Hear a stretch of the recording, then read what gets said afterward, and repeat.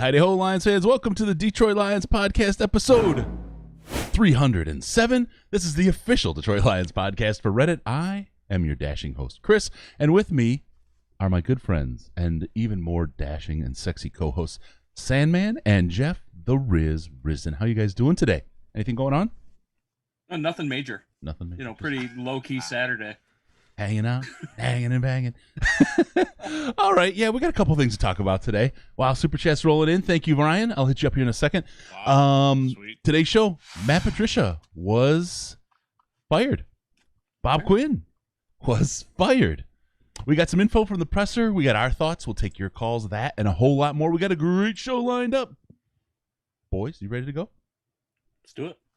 Let's do it. Okay, I'll make it happen. Let's kick this off and break it down. All right, time for a couple of quick announcements. First, check us out. Help us out on Patreon. Very special thanks to Dylan from Guam. He's from Guam. Of course, our very first donor, Mathis. Brian B. from I Prevail by Brian Burkheiser, iprevailband.com. And, of course, all our great friends over in Patreon land, patreon.com/Detroit Lions Podcast. Head on over there, patreon.com/Detroit Lions Podcast. As little as $1 a month will get you on board with the most intelligent chat on the internet, our Slack chat for Patreon donors. It's a great place. And right now, boy, the conversation is lit and it's good. It's good. You want to get a breakdown of coaching possibilities and ideas before you get them on the show? Yeah, hit the Patreon and check out the Slack. Patreon.com/Detroit Lions Podcast. Help us out. Also, give us a like on Facebook, facebook.com/The Detroit Lions Podcast. Twitter, @DET Lions Podcast. Go over there. Follow us right now. Create a second account. Follow us again. Twitter, @DET Lions Podcast. It's the very best place to see Sandman. With no pants on. Riz, do you want to act it out? I can't get up. Uncomfortable for everybody. Wow. Somebody got real excited. Okay. If it stands up too soon, we might see something. I mean, I got the news while I was in the shower today. What were you? That was exciting enough. Third shower of the day. All right. Subscribe to us on YouTube, youtube.com/Detroit Lions Podcast, youtube.com/Detroit Lions Podcast, and youtube.com/DLP Clips. When you only have a little bit of time, it's a quick way to get the nuts and bolts of what's going on. Rate us on iTunes, Stitcher, Google Play, Spotify, iHeart, Amazon, Pandora, all those places. Give us those 5 stars. If you can't see your way to 5 stars, just bounce on over to the subreddit. Yeah, and let us know what you think. We'll see what we can do about fixing that for you. Give us a call via Skype, Detroit Lions Podcast, all one word, Detroit Lions Podcast, or call us into the Lions line at 929-33-LIONS, 929-335-4667. Leave us a message and get a chance to hear yourself on the show. Tighten your chin straps, kids. It's time to review this week in Reddit. All right, it's time to talk about the fun and exciting things going down this week in Reddit.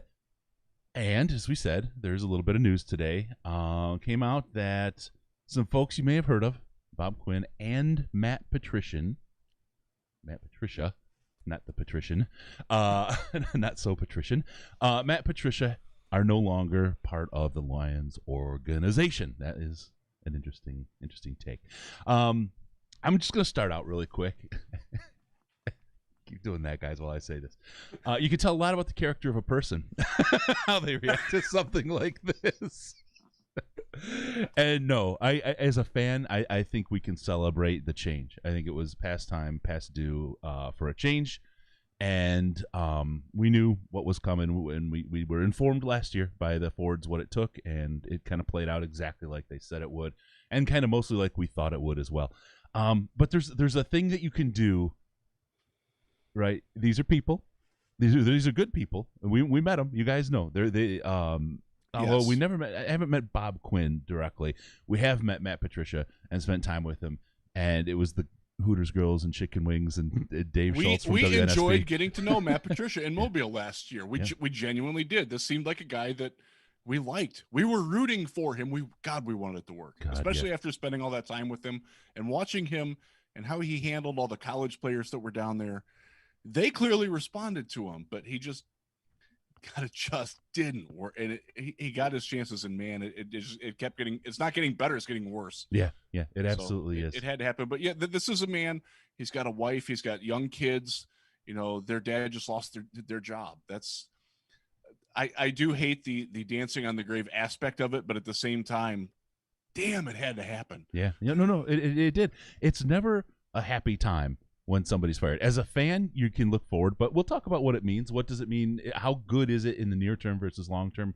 That kind of stuff. We'll talk about it. But you can be a decent human being and still be happy about the change in the Lions' futures. I think that's kind of where it's at. A couple of quotes from the presser today. We'll hit that a little bit. Sheila Ford Hamp. I want to do the right thing by this organization, and that's the bottom line. I hope the season would have played out differently, but it hasn't. Just felt like now is the time to make the change and move forward. She also said we can't hide our past, that's for sure, and says that Quinn and Patricia are good people, but I meant what I said last December, and I still mean it. Things are not going well. It's not what we wanted. We were hoping to be playoff bound, and things were just not seeming to go in the right way. Finish that with 10 days ago, we looked like we had a chance to be playoff bound, but the last two games have shown that things were not going in the right direction. I have to say, just right off the top, first things first, two key takeaways. One, Sheila Ford Hamp, just an absolute professional, did a spectacular job, answered the questions right, no misses, no hiccups, no problems, no dumb answers to questions, nothing. No lies. Nope. And then second, Rod Wood just seemed casual AF sitting there. He had the lean going, right? Yep. He was just like, yep, I'm still here. Well, he doesn't have anything. So I have a piece coming out at Lions Wire tomorrow morning, and I actually wrote it before the firing happened. In fact, I wrapped it just before I took my shower, and I was all proud of myself. I'm like, yeah, I'm feeling good, man. I'll get in the shower. This will be a great shower. About what he does and what he doesn't do for the team. And why calls for him to be fired are misguided. I've had to edit it since, but it's still coming out in the morning, and I do encourage people to read it because I think there's a very deep misconception of what he does. And the basic analogy is you don't fire the parts manager of the car dealership when the sales suck. Right, exactly. And that's the best analogy that I can give from having worked in the car industry. Yeah, no, I agree. Rod Wood gets a lot of flack, and I think it's just from fans that don't fully understand what he does and what his role is within the Lions organization. Yep. And I tweeted about it earlier, but if you were a season ticket holder or you went to games pre-Rod Wood and then went to one after Rod Wood got here, it's a completely different experience. He is very good at his job. I would argue that he's one of the best at his job. So I don't expect him to go anywhere, and I'm kind of glad that they're not doing anything with him because he really has made my life as a Lions season ticket holder much better. It's good perspective. Yeah, absolutely. Really quick, I gotta put the finishing, put the period at the end of this sentence. We do have the December-mometer. Spinning around. There it is. Sorry to cover you up there for a second, Riz, but yeah, it's pegged. The needle's bent. It is We're over. all pegged. Riz. I just, wow. All right, got to say hey to Ryan Nestigen. Thank you so much for the super chat. Freedom comes in, and yeah, totally down, and I get you there, buddy. Also, Matt Leffler comes in and says, Matt, attrition is gone. I actually have faith in Sheila.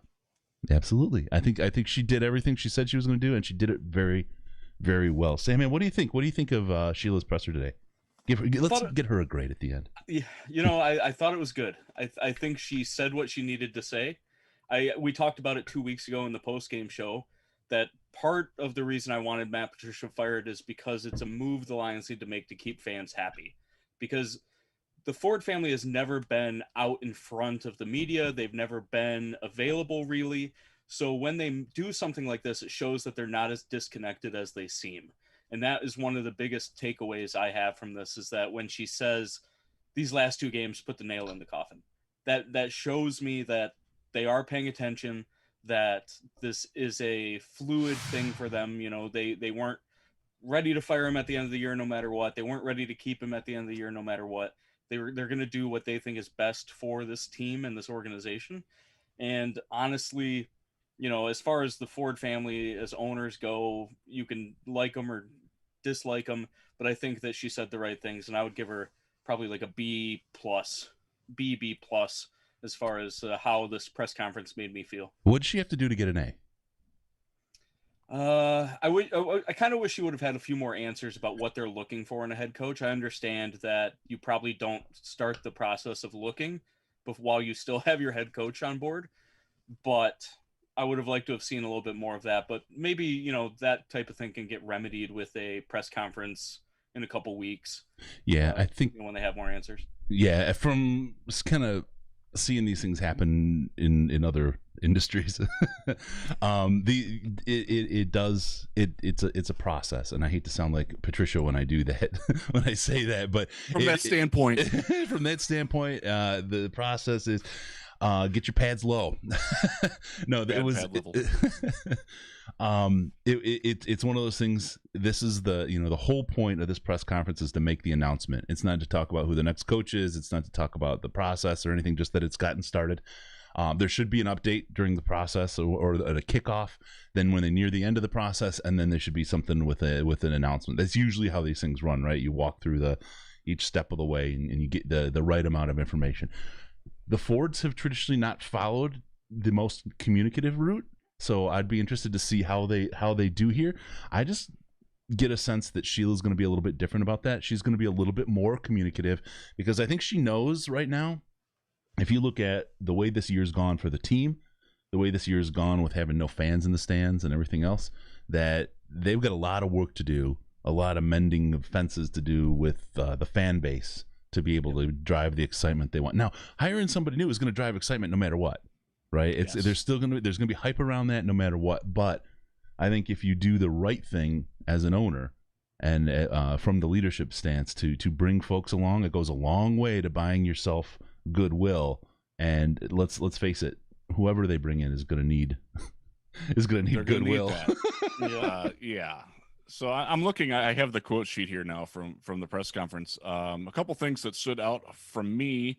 They only fired Matt Patricia and Bob Quinn. They did not clean house in the rest of the front office. So guys like Kyle O'Brien, Lance Newmark, Rob Lohman, Mike Disner, who's the salary cap guy, they're all still there. Yep.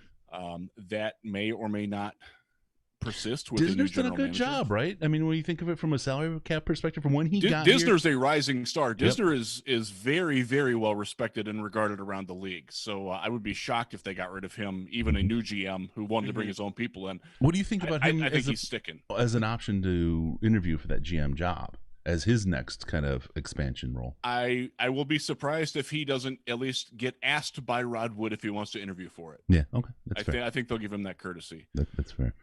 There was a lot. So everybody wants to talk about Stafford and his future. So this is what Sheila had to say about it. Let me find it here. Turn my phone sideways and now I can't scroll back. On the organization still wants to commit to Matthew Stafford. Well, since I'm not the coach, I'm probably not the right person to ask that question to. So we'll see what the new coach has to say. So then the follow-up question was essentially the same thing. Says, I think he's an extremely talented young man, and he's tough as nails. It's been tough for him. Again, I think the coach will make that decision. So that is basically leaving it open to the new coach, where my interpretation of this anyways is that if the new coach wants Matthew Stafford, he's sticking around. If the new coach wants to move on, they're going to do that. That's the open-endedness that I got from that. I will let me just really quick. It really is up to the next coach, right? And different leaders take different approaches. We've talked about this, and we've said it's pretty almost like it's cut and dry. Like Matthew Stafford's gone, and I think the odds are and favor that outcome. Right, the next leader is going to want their person, their guy. The problem is we're not in a draft position to get our guy. The cap hit for Stafford next year is such that it doesn't make sense to let him go unless you get all kinds of value for him. And I'm not sure how you get enough value for him to even survive the year without him. And I don't think there's any coach or GM that wants what happens next year with Chase Daniel as your starting quarterback. I don't think you buy the goodwill, right? God. You don't buy the goodwill you need. I mean, who are you going to get? You're not going to get any kind of improvement. And if it's tankathon again, okay, fine. But who are you tanking for? let's say you're getting let's say you're getting a developmental quarterback like Kyle Wilson out of BYU, Trey Lance out of North Dakota State. I don't think either of those guys is ready to start games next year, so you're going to have to have a bridge quarterback. Chase Daniel is not good enough to be a bridge quarterback. Nope. He's one of the 10 worst backups in the league right now. Yeah. I know he's a veteran, but no. Yep. So you're going to go out and invest in a guy like, God bless Ryan Fitzpatrick. He'd be perfect for it if he still wants to do it. But then you're basically acknowledging that you're not going to win in your first year. But let's be honest, if we get Fitzmagic, how Lions would it be to get him and be the third or fourth team trying to ride that, and he's just too old? I mean, then that will happen, and that's what happened with Josh McCown. Yeah, that's what's happening in Philly right now with McCown. I actually, it seems like shameless we're plug here. 5 years I late. put Josh McCown on my prospective head coach list because I think he's got a shot at doing that. Wow, he does have Lions ties. Mike Furry, dark horse candidate. Don't forget about Mike Furry. We've heard that name, haven't we? Yes, we have. Really quick, I got to hit Psychedelic Monk. Thanks for the super chat. It was a refreshing presser, and thanks to everyone who helped me understand Wood's position. Cue the star, because the more you know. I hope it works, guys. The other thing that I picked up about it was Sheila was asked on if the last straw was the recent losses to Carolina and Houston, and she said, honestly, yes. 10 days ago, we looked like we had a good chance to be playoff bound. Both of those games were extremely disappointing. It just seemed like the path going forward wasn't what we needed it to be. So, yes, we thought this was a good time to make the change.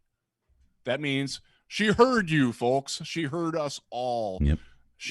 That picture that Mike Mulholland of M Live took, that great shot of her with her head in her hands, she saw it. Yeah. And she heard us, and she understood that the reaction, I think, was, well, you can do something about it. Hey, do something about it. And she did. Yeah, that I got to tell you, that picture likely made his career. that was Mulholland awesome, I know awesome Mike. He's a fantastic sports photographer. He's had some great shots. That is his legacy, and he's going to be proud of it. Oh, God, yeah. Oh, yeah. That would be pinned to the top of my profile and every social media everywhere. If I had taken that picture, that is perfect shot. Yep, perfect. ISO's a little high, Mike. If you need a little bit of information on it, but okay. It's actually the ISO. You can't call it the ISO. Whatever, it's just stuff. Okay. Anyway, that being said, let's go on, Riz, with the idea that the last two games, it's exactly what we said, right? That Colts game.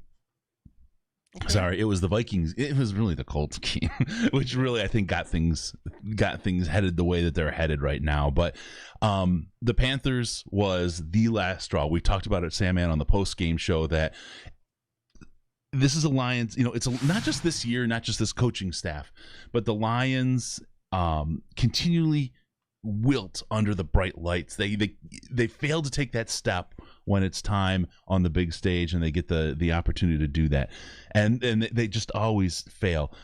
The Panthers was a chance to seize control, and they didn't, and then they just completely melted down against the Texans. It was ugly, and I think as she said, the last two games were the final straw. Sam, it was 2018, the final straw for you?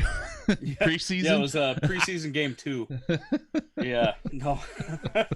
Well, there were warning signs, like super, super early about Matt Patricia. The way he was, and we're not talking about like internal stuff that we couldn't see. As a fan, I could see it. We were watching practices that nobody looked like they knew what they were doing. He was putting players in spots that they probably shouldn't be in. He was asking players to do things that they didn't do. And at the time we had the discussion, is he doing this because he thinks it's going to make the team better by putting these guys in hard situations where they can learn and grow and maybe become a better football player? Or is he a horrible coach who doesn't know what these players can do and is asking them to do what he wants them to do regardless of their skill set or ability? We asked that question. We all hoped for option 2. What we got was option 1, which is that he, didn't know what he was doing. And, we saw that in preseason because he was having Kenny Galladay run short crossers. He was having, Darius Slay play weird zone coverages. He was, doing all sorts of weird stuff. And we saw it in the Jets game. All of the preseason games that we were like, this is weird. boom, exploded into that Jets game, and Yep. man, Oh. and that's been my complaint about Patricia basically from almost day one, was that he looked over his head and wasn't prepared. Like, he came in knowing he was the smartest guy in the room and had no wiggle at all about how he should be doing things. Yep. Didn't take any player thoughts or anything, if it was his way or the highway, and that doesn't work when you're not good at your job. Hey, Riz, let me ask you, how much do you think the first year situation cursed the rest of this coaching tenure? A lot. And we heard it from players, specifically guys like Glover Quinn, Ashawn Robinson, other people who've left and have celebrated and are dancing on Patricia's grave today. It was just, he got off to such the wrong foot. And I know Kyle Mikey has gone on quite a bit about this at M Live, and he's a great resource for it because he was there and he never liked Patricia from day one.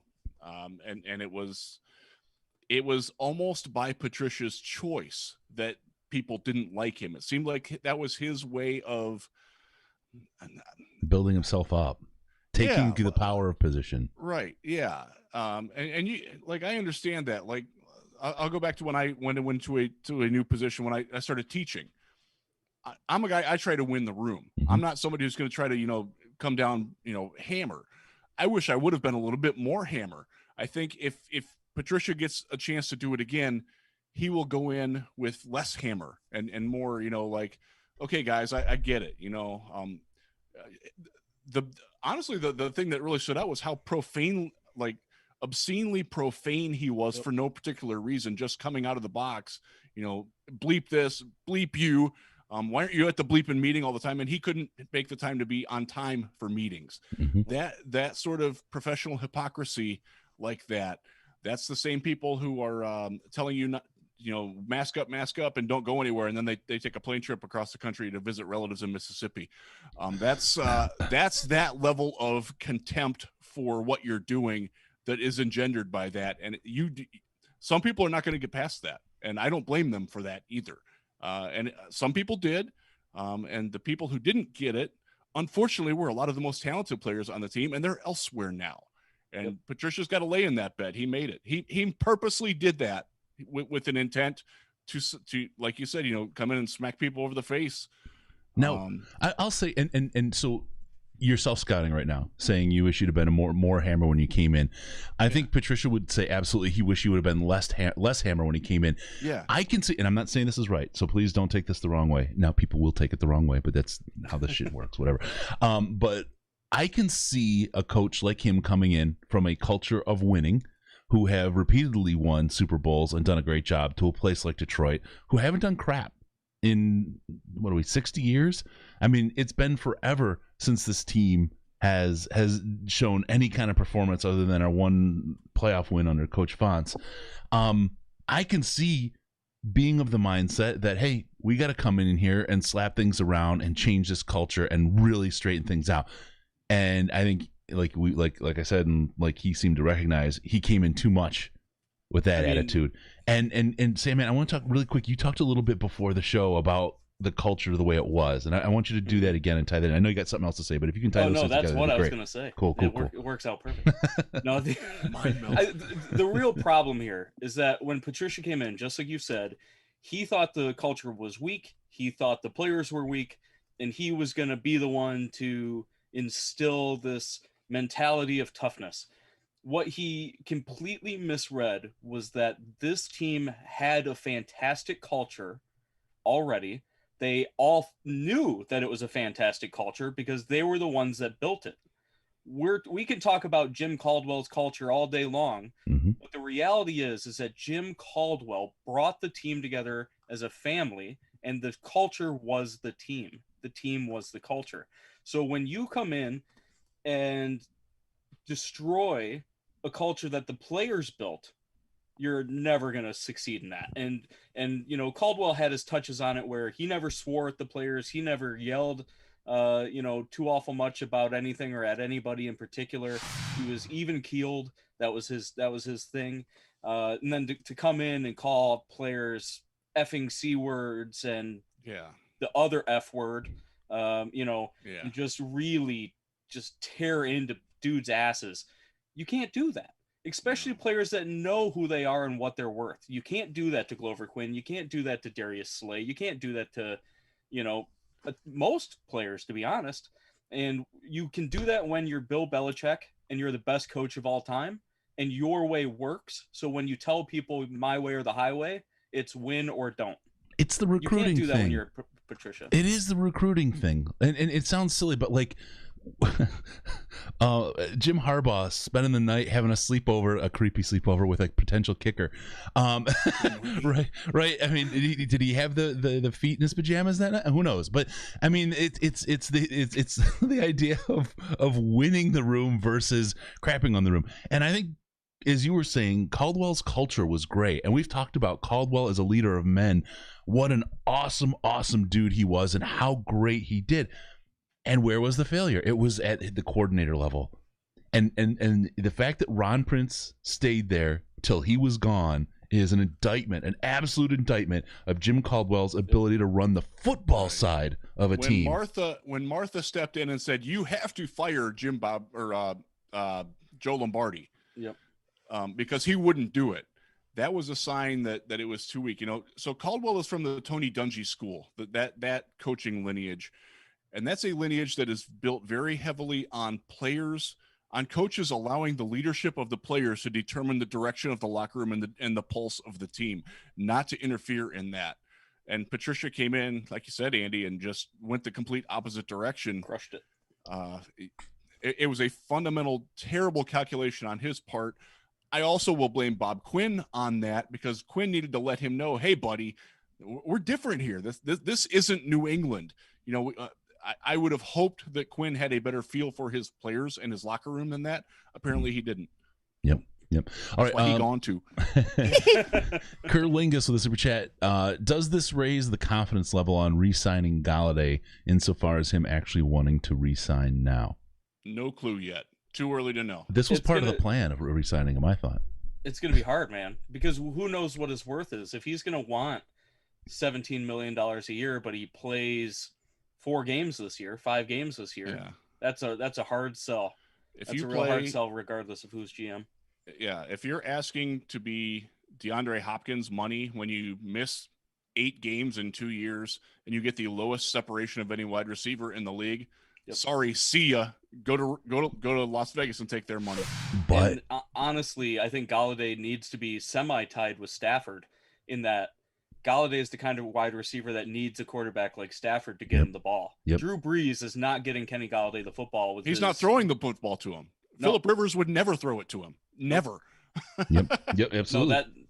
And so I think they're kind of tied hand in hand, and so we'll see. Yeah. No, absolutely. He's got a very peculiar market value because he's great at what he does, but what he does is not. It's sort of like Alshon Jeffrey. I think he's better than Alshon Jeffrey. Yeah. But if you ask Eagles fans if they're happy that they paid Alshon Jeffrey right now, I think they tell you to go jump in the lake. Yeah, and not knowing. I mean, you can't sign him to a big contract for more than 1 year. I think Matthew Stafford's around for one more year. I really, really do. And it's a tough thing because Matthew Stafford being here is going to inevitably lead you to a higher draft position than you want if you're trying to get a replacement for Matthew Stafford. It's that whole catch-22 thing. So do you go in the tank 100% or not? That's a tough one. I want to hit really quick Psychedelic Monk 313 again with a super chat. Thank you, sir, very much. It was very telling but not surprising to have past players speak out the way they did, and I'm curious to know if current players will do the same. Just a thought. I don't think Matthew Stafford will, but go ahead. Stafford won't. Galladay did a little bit. So there was a post, and it wound up being on Instagram, and somebody wrote a negative comment on it, and Galladay was the first person to like the negative comment. Yep. So the Galladay sign, I want to get back to that a little bit. Let me get Loretto in here because Loretto he was trying to hit us up last show too. Sammy saw Caldwell's culture against winning teams, and it looked horrible. Undisciplined football. Being everybody's buddy is not a good culture. Well, no, it's not. We're not saying that he was a good coach. We're saying that he was a different style of coach, and that wasn't his problem. Was the X's and O's and motivation. Well, I don't want to say motivation.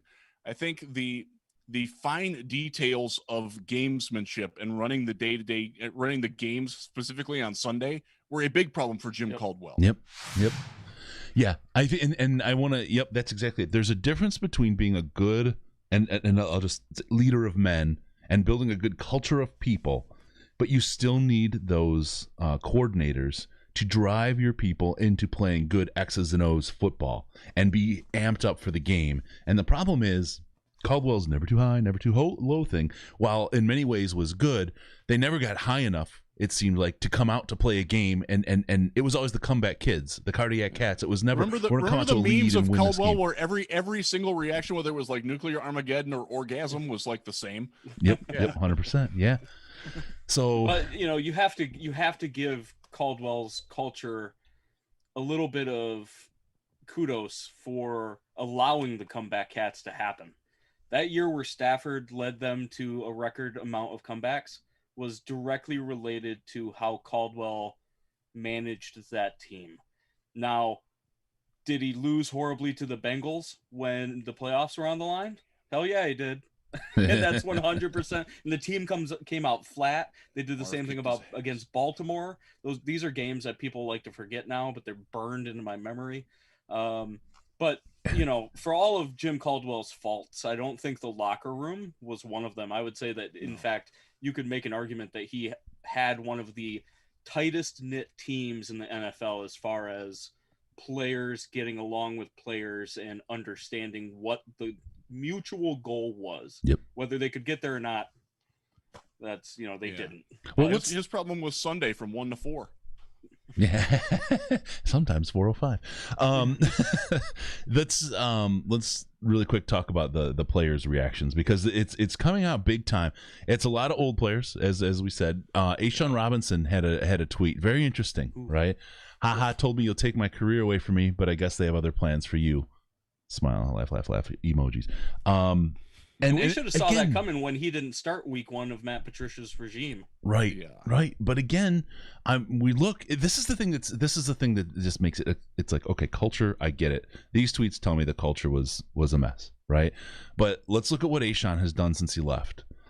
Let's look at what Tate has done since he's been gone. Let's look at what Slay has done since he's been gone. Let's look at what Diggs has done since he's been gone. Right. All guys that were popular and we liked. Right, and guys that I enjoyed and had a great time with on the team and watching social media and all that. But frankly, they don't seem like they've been that good of players elsewhere either. Right? Well, and you can make that argument, but you can also say that I would rather have Diggs than any of our safeties right Will now. Harris. Yeah, I would rather have Slay than. Yeah, you traded out you didn't Quandre Diggs for Will Harris. Yep. Come on now. You didn't improve. That's the big failure, right? Yeah, and regardless of what they're doing elsewhere, I think that had they stayed on our team would be better than it is today. And they made that choice in haste / personal grudge, which I'm sure we'll never find out if that's true or not, but feels like it. I'll tell you, I'll go back to one of the key hallmarks that this regime didn't know what they were doing was when they traded for Damon Harrison and brought in all that respect and like, oh my God, we're going to turn it around. And then a few days later, you trade away Golden Tate. Like, how does one hand not know what the other hand is doing here when they're on the same body? Can I really quick just make a comparison? That was horrible. That Golden Tate trade is exactly what you'll see if Kenny Golladay goes somewhere else. Because Golden Tate was a great receiver paired with Matthew Stafford. Kenny Golladay is a good receiver, good to great receiver paired with Matthew Stafford. You put him on any other team, it's he's going to be the same story as Golden Tate. Yeah. Yep. It's going to be an interesting market for him for sure. And so the new coach, new GM, we'll get to sort these things out. That's one of the things that I'm sure that they will ask of the candidates. Hey, what are your plans? Can you win with Matthew Stafford? Do you think we need to move on from Matthew Stafford? If we hire you, what's your thought on that? What about Kenny Golladay? What about all these guys on defense who can't play a lick under Matt Patricia? Do you think you can get something out of the Will Harrises, the Tracy Walkers, the Jeff Okudas of the world, or do we have to strip it all down? Those are. It's too early for us to know those things, but those are the things that the Lions management that's still there has to figure out, and that will be very important in the hiring process. Yep. Because there are coaches that I know think they can win with guys like Jeff Okuda, Tracy Walker, Romeo Okwara being a priority free agent this offseason. Will be another big decision that they have to make. Trey Flowers is a guy that a lot of coaches will want to win with. But if they feel like it's too much of a legacy with Patricia, or too, just I want my own guys in. First off, I think that should be a red flag. I don't think you need to have your own guys. I think you should be able to make guys your own. Mm-hmm. And I think that was a big fundamental failure of the Quinn Patricia regime, was that they had, and this is totally a Bill Parcells thing. Remember all the guys that Bill Parcells brought at every freaking stop that he was at, from the Giants to the Patriots to the Jets to the Dolphins, guys like Pepper Johnson and who was the running back, Curtis Martin, all those dudes who went from A to B to C to D with him because he couldn't ever train other people. He was afraid of that. That was evident right away with both Quinn and Patricia. And get Bill Belichick, don't get Bill Parcells is the moral of that story. Let me get with Loretto here. Can we just stop acting like the coach has nothing to do with talent development, scheme development, or just putting players in a position to ski? No, absolutely. That's the thing, and that's what I'm talking about. The difference between character and kind of X's and O's. And I want to look at one of the things, and this was, I think, the biggest surprise / failure of Bob Quinn. His expertise was supposed to be in the area of scouting. He was supposed to be the scouting guru. And I look at what he did. Right. He was the director of pro scouting for the Patriots for a long time. And he was one of the guys who was responsible for them adding in all those veteran free agents who wound up being very key for them. And so the idea of going and getting rid of these guys who didn't do well elsewhere, it's like, wow, okay, that's a decent evaluation of talent, because they haven't played well here or somewhere else. Okay, so maybe these aren't the guys for the job. Okay. But then, as we said, the indictment is where he's supposed to be so good is the scouting. He can evaluate talent, evidently, when it's on his team. He did a decent job there. But evaluating talent that isn't in his hands and at his availability, if you will, the whole kind of scouting concept was an abject failure for him. We talked about it when we reviewed his drafts, Riz, in the last show this week. We went through every draft, every player of every draft, and he had like a 33% hit rate, and that was being generous with the most recent draft, because it really hasn't played out yet. I mean, he's down without that. He's like a 25%. If we're not generous with his last draft and take it out of the mix, he's like a 20 to 25% hit rate on his drafting. It was terrible. And they look good for a year. A long snapper in the first year, but they look good in the first year. Typically. You just shook your mic off. They look good in the first year, and then they don't pan out. That's, I think, a little bit of GM, and I think that's a little bit of coaching and development, because the development, as we said, just wasn't happening from the coaching. And I mean, let me get the boat horn here for you, Sam Man, because you were absolutely right in that first preseason saying, what in the hell is going on with the coaching here? And the development just didn't happen. And we'd see these guys come in, and at first they would look strong, and then they would tail off. Tracy Walker is a great example of, it was a T and a D and then a T and I don't know. I'm making excuses. My tongue's tied. Tracy Walker is a great example of a guy who came in strong, played well, got a good year and a half, 2 years out, and then, not so much, right? Or a year out of it. Where's the development? It's always, everything has trended down, right? If you look across this tenure of this coach, everything has trended down. And when Bob Quinn came in, it's a downward spiral. Yep, it is a downward spiral. When Bob Quinn came in, he was lauded, and I even was on board with this, that he wanted to build depth. He was concerned about depth on this team, and that's one thing that Martin Mayhew and Bob Quinn were so different, almost on the opposite ends of the spectrum. Yep. In that Martin Mayhew would take risks, and he would get dudes that were high payoff, very high payoff. But then you would also have dudes that would literally do nothing, and that built kind of a team with no depth. All of the depth had to come in free agency, and that's hard to do at times because guys don't want to come in for just depth. They want to be a starter if they're getting paid. And then you have Bob Quinn, who comes in and says, okay, well, I'm going to draft a bunch of special teams guys in the middle rounds because we need our special teams to get better. So he drafts Miles Killebrew. He drafts Jared Ledbetter, Jalen Reeves-Maben. Jalen Reeves-Maben, exactly. He drafts guys, and then you can see it kind of on special teams, and you say, okay, well, maybe if these guys can develop, maybe we can get something out of them. Like maybe we can have a decent, nickel linebacker in Jalen Reeves-Maben, or maybe Killebrew can turn out to be something. And when he had Caldwell here, it kind of was looking okay in that direction. It wasn't looking awful yet. But then as soon as you get a guy like Patricia in here, it collapsed. Mm-hmm. It fully collapsed. And for Bob Quinn to be the guy that hired Patricia to manage the roster he built, that's the biggest indictment that Bob Quinn has, is that he hired a guy that couldn't do anything with his style of drafting. Yep. Really quick, Chip in the chat, biggest question for me, what does an Unland defense look like without Patricia? That's a great question. I can't wait to see how that plays out for the rest of this year, because we've got a long week here to get ready for the next game. You're not going to install a whole new playbook, but you are certainly going to install a new mindset and a different set of play calls. And I'm interested.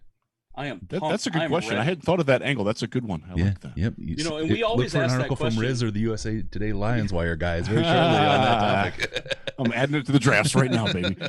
We always ask that question when it was regarding offense, right? Like, is Jim Bob Cooter this, calling this the way he wants to call it, or is this Patricia telling him we want to run the football more and we want to control the clock?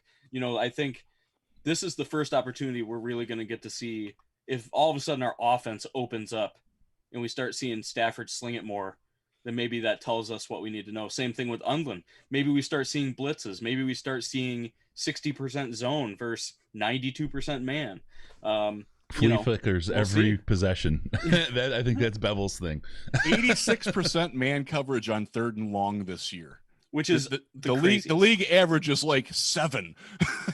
It's so dumb. How do you call man coverage on like a 3rd and 20 and then get burned? Okay, Amani Oruwariye is a good cornerback. We all agree on that. Mm-hmm. He's not fast. Will Fuller, one of the fastest guys in the NFL. In fact, he won a race that he was the fastest guy in the NFL once upon a time, not too long ago. Why do you match him up with no safety help over? What are you doing? My God. I don't have to scream about that anymore. What? My kids are all scared of me now. What if now? Here's the scariest part. What if nothing changes? Then we'll be then Corey Unland will be looking for a job too. Maybe he can go back to Philadelphia and replace Jim Schwartz, who's going to get fired in Philly. Maybe our draft position will improve. That's right. I will talk. Let's talk about coaches, keepers. We've talked about these two guys, and they remain my two absolute keepers. Hank Fraley. I love that man. I absolutely love that man. And it's what is it? Unrequited? Unrequited. Yeah, it's unrequited. And Braden Coombs as well. Those two guys have stepped up in absolutely a horror show year. With a group of leadership or a set of leadership that just did not give them the help they needed, and they've done spectacular work. And I say it over and over, Riz, when we watched Hank Fraley at Senior Bowl with those kids, I'm going to go back to that video. I'm just so stoked just right now talking about it again. I have so much video of him coaching those guys in the line. He was spectacular. If you go through our YouTube, we've got a short video of Hank with the kids down there doing some coaching from the Senior Bowl. He is fabulous. He would be a severe loss to this team if we lost him. Yeah, the offensive line is doing very well. I'll go back to the Senior Bowl. One of the guys that was down there was Nick Harris, who got drafted by the Browns, and in his introductory press conference, he thanked. He went out of his way to thank Hank. So that tells you how much respect they had for him. He's a keeper. Coombs, honestly, I think if they're going to want to keep him, they're going to have to name him an assistant head coach. Yeah. Because he's going to get feelers from around the league. People are going to be like, oh, that guy's available. He's young. He's energetic. He's what we want. So to keep him, they're probably going to have to sweeten the pot a little bit. And I'm okay with that. If you've got talent, you got to do what you can to keep it. Absolutely. 100%. I'm really excited, Sandman, about Senior Bowl. I mean, I have been for a while because I love it. It's such a great trip, a great time. But this is a big year for us. I mean, we're going to have a new coach. We're going to have all kinds of stuff going on. And there's a lot of talent that we're going to be looking for there. And it's going to be talent that's right in the range of where we're drafting. This could be one of our more productive years down there. Yeah, I think one of the most exciting things for me once we get a head coach is always trying to figure out what they want to do. What kind of scheme are they going to run? What kind of players do they want to draft? And I can tell you that just based on us moving away from Bob Quinn, I'm excited to draft people that can run fast. I'm excited. Whoa. I'm excited that I'm not the guy that's out on the field playing. You know, my 5'8" 40. You know, I'm not playing linebacker anymore. So you were fourth string, Sam, man. We were going to put you in. We knew we had you in the seats. We just had to suit you up. We had a jersey in your size waiting if we needed it. me and Jimmy Landis were both in contention for round 5 when I got passed over. Oh my goodness. But you know, it's going to be exciting to see them potentially start getting players that will actually help improve this team rather than help improve the scheme. I want team players, not scheme players. And that's been a problem that we've had for a while here now. You want talent that transcends scheme. Exactly. Especially with your first couple of picks. Yep. Oh, for sure. For sure. And we even saw it last game. They put Mohamed Sanu in, who's brand new player, barely played. Stafford hasn't practiced basically since Sanu came in. Mm-hmm. And once Stafford noticed Sanu on the field, Sanu was getting the ball. And that's because he got something that no other Lions wide receiver has done, and that's separation.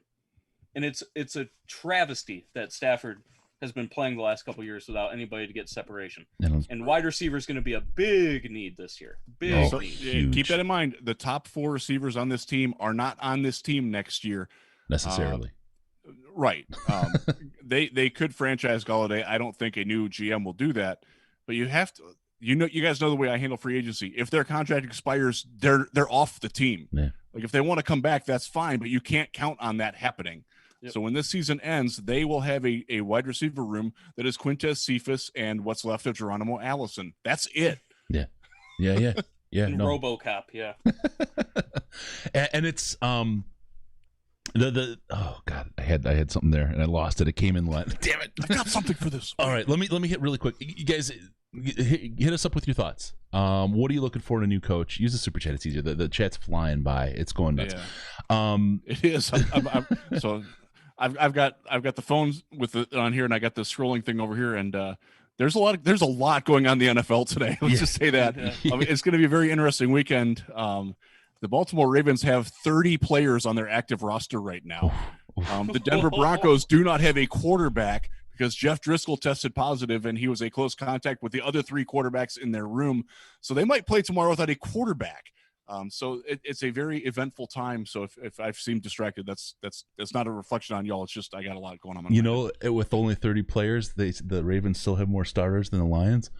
So hit us up at 248-782-8384, 248-782-8384. Hit us on the super chat, or if you want to get seen that way instead of calling. We'll take some calls. We got a call here. Let's see if it came in. Hey, caller, what's your name and how much have you been drinking? Oh, there you go. Have you started drinking yet, caller? So hit us up at. I haven't been drinking. Uh-oh. Otherwise, I'd probably be in a 12-step pro. Your audio is breaking up a little. Oh, did we lose him? Oh, wait, there you are. Hey, your mic's breaking out on us, Scott. What I'm calling about is, can you hear me now? Yeah, there you are. Okay. What I'm calling about is this was. From the beginning was not going to work. You got 2 guys who've never ever done anything like this before. They had no experience, and I've already seen about probably 5 or 6 lists, and everybody wants the great new thing that with no experience and stuff. We need to bring in at least one guy, either the GM or the coach that's got experience. This trying to find the next great guy is not. I don't think it's really worked out for us. You know what? Here's where I think our failure has been. And Riz, Sandman, you can obviously correct me if you think I'm wrong, but I don't think you will because I'm so smart here. I think the Lions are perpetually 3 to 5 years behind the curve. And we hired Bob Quinn and Matt Patricia to run a scheme that was about 3 to 5 years behind the success curve in the NFL. And then they took 2 to 3 years to prove that it was behind the curve. And the next 2 things have already happened since we hired them. We're not forward looking. We're not looking at moving the NFL forward or the state of the art forward, if you will. We seem to be a team that's trying to replicate what other teams have done for years and years and years. And that's the big change I want to see with this new hire is a look like I want to say, okay, Sean McVay was a guy that did a lot of great things for the Rams really quick, and other people are starting to follow it, and they try to hire all his people away or whatever. What's the next kind of thing like that? What's the next evolution of the NFL? That's the kind of leadership and GM and coach that I want in place. And I think, like I said, I think the experience. I want to see Wade Phillips as our defensive coordinator. I say it over and over, but he's the guy. So old. You give him the defense. You let him handle it. He's been a head coach. He knows what a head coach wants. The head coach is not going to have to F around with the defense. It's going to be taken care of. The head coach can work on head coaching, culture, running the locker room, that sort of thing, instead of having to run the defense. It's so important to have coordinators who can execute and execute well and not have to monopolize the head coach's time, because when you do that, that leaves them less time to do their job appropriately. And I think Patricia was a little bit arrogant in that he thought he could run the defense. He could keep his finger in 107 pies and still do that job that he'd never done before well. And I think that really, really is part of what cost him his job and his ability to execute in the long run. As the caller noted, though, and I've been harping on this for a long time and taking a lot of crap from it in the Slack and on Twitter, I absolutely do not want a brand new specific. I want a GM who has done this before. Lost your mic. On the job. I don't want a GM learning on the job. Nope. I want him to come in understanding what's coming on. Head coach, I'd prefer experience, but it's not necessarily requisite. Especially if it's a coach that doesn't have experience being a head coach, you cannot have virgins at both positions. You just can't. It's not working. It hasn't worked anywhere, let alone here. You've got to have somebody who has run a team, who's run a full practice before. I'll never forget when Bill O'Brien took over in Houston, and the players were like, "Oh my God, this guy's run a practice before," because they didn't know what that was like. There's such a change from that. You take the training wheels off before they ever get here, and I specifically want that on the GM level. That's why I'm looking at guys like Tom Dimitroff, guys like Mark Dominic, guys who have done it before. And as I said, and I forget who had the comment in the Slack, but I clapped back a little bit on it, was that he said that that means that they failed somewhere else before. Yes, they have. They learned how to fail. They learned why they failed at another place. They didn't learn how to fail in Detroit. I'm a very big believer in that. Just a quick, I saw this in the chat go by. If you look at Sandman's background, it looks like Sheila is given she's making eyes for you, Riz. He will be mine. It's true. It's true. What's up, baby? Tall man. A little short for my liking. I 100% agree with Jeff. I think what we find is that everybody is keen on the hot new thing, right? They're looking for the Kyle Shanahans, and Chip Bailey. There aren't many of those. I think there's a reason why those guys are head coaches, and it seemingly is working out all right for them. But this team needs a head coach that knows what he can do with this team, because this roster is so messed up. And I said it last year when Patricia was losing out and it was awful. We have two choices. We can fire him now and try to avoid some of this rebuild that's inevitable, or we keep him and then we hope that it's not as bad as it can get. And I think that our defense is at a spot that it's really horrible. It's going to be hard to build around, in my opinion. Maybe somebody can come in and fix it up. I think the offense has some building blocks, but we need somebody that's going to come in and that has experience and knows what to do when things aren't easy, and can make those hard decisions. Yeah, I honestly feel that that's probably our best bet. And it's going to be unpopular, some of those hard decisions. I think, Andy Reid did a great job in Kansas City of doing the next thing when he moved to KC, right? And he built it around Patrick Mahomes, right? I mean, it's what happened. It's how he kind of did what he did there. I mean, he started with Alex Smith and did pretty good, but Patrick Mahomes became the way he evolved his thing to the next thing. But when you look for the next thing also, you wind up with Chip Kelly, right? and that's an ugly way to be. And I don't think the Lions fans can handle a Chip Kelly as a replacement for Matt Patricia. just whatever. Oh boy. Hey, caller, what's your name? Have you started drinking yet on this wonderful Saturday? Hey, this is Chris R. Hey, Chris. Hey, Chris, I got to really kick you in the rear. If you guys don't know, if you can join the patreon.com/Detroit Lions podcast, and we have a Slack chat there that's one of the best chats, most intelligent Lions chat on the internet. And Chris did a great list of potential GM candidates, and Riz was number 49 on this top 50 list. And I've got to say, that's trash. That's trash, my friend. And I want you to try to stand up for such a decision. Technically, he wasn't even on my list because I don't think that he's someone that is going to get an interview or would potentially be interviewed.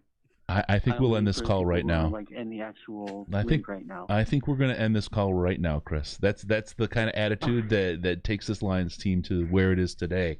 We all right. I can't keep doing that. I don't got much more. What do you got, man? I know you haven't been drinking, so come in with us and come in hot for us. Yeah. So the one thing that I kind of wanted to talk about, and I've been thinking about lately, is I want something fresh and new and exciting to be our next regime. Because for me, the biggest issue with what went wrong with Matt Patricia is that we tried something that worked 5 years ago. We tried someone who had been working in a system that worked in 2010, in 2005, in 2015. I want someone who's going to push this team forward into the 2020s, bring something new, innovative, exciting, fresh, hopeful, optimism, something that we haven't necessarily seen before. And I'm not necessarily sure that there's any veteran coaches out there who have been fired who are going to bring something new and fresh and exciting that didn't work 10 years ago to this team. Like, I know that we've been talking a lot about, like, Marvin Lewis and what happened with him in Cincinnati. But, like, does Marvin Lewis really change a whole lot from, systemically from what we've been doing? I feel like what his system does is things that worked 10 years ago in 2010 and 2015, and not necessarily what's going to work in 2025.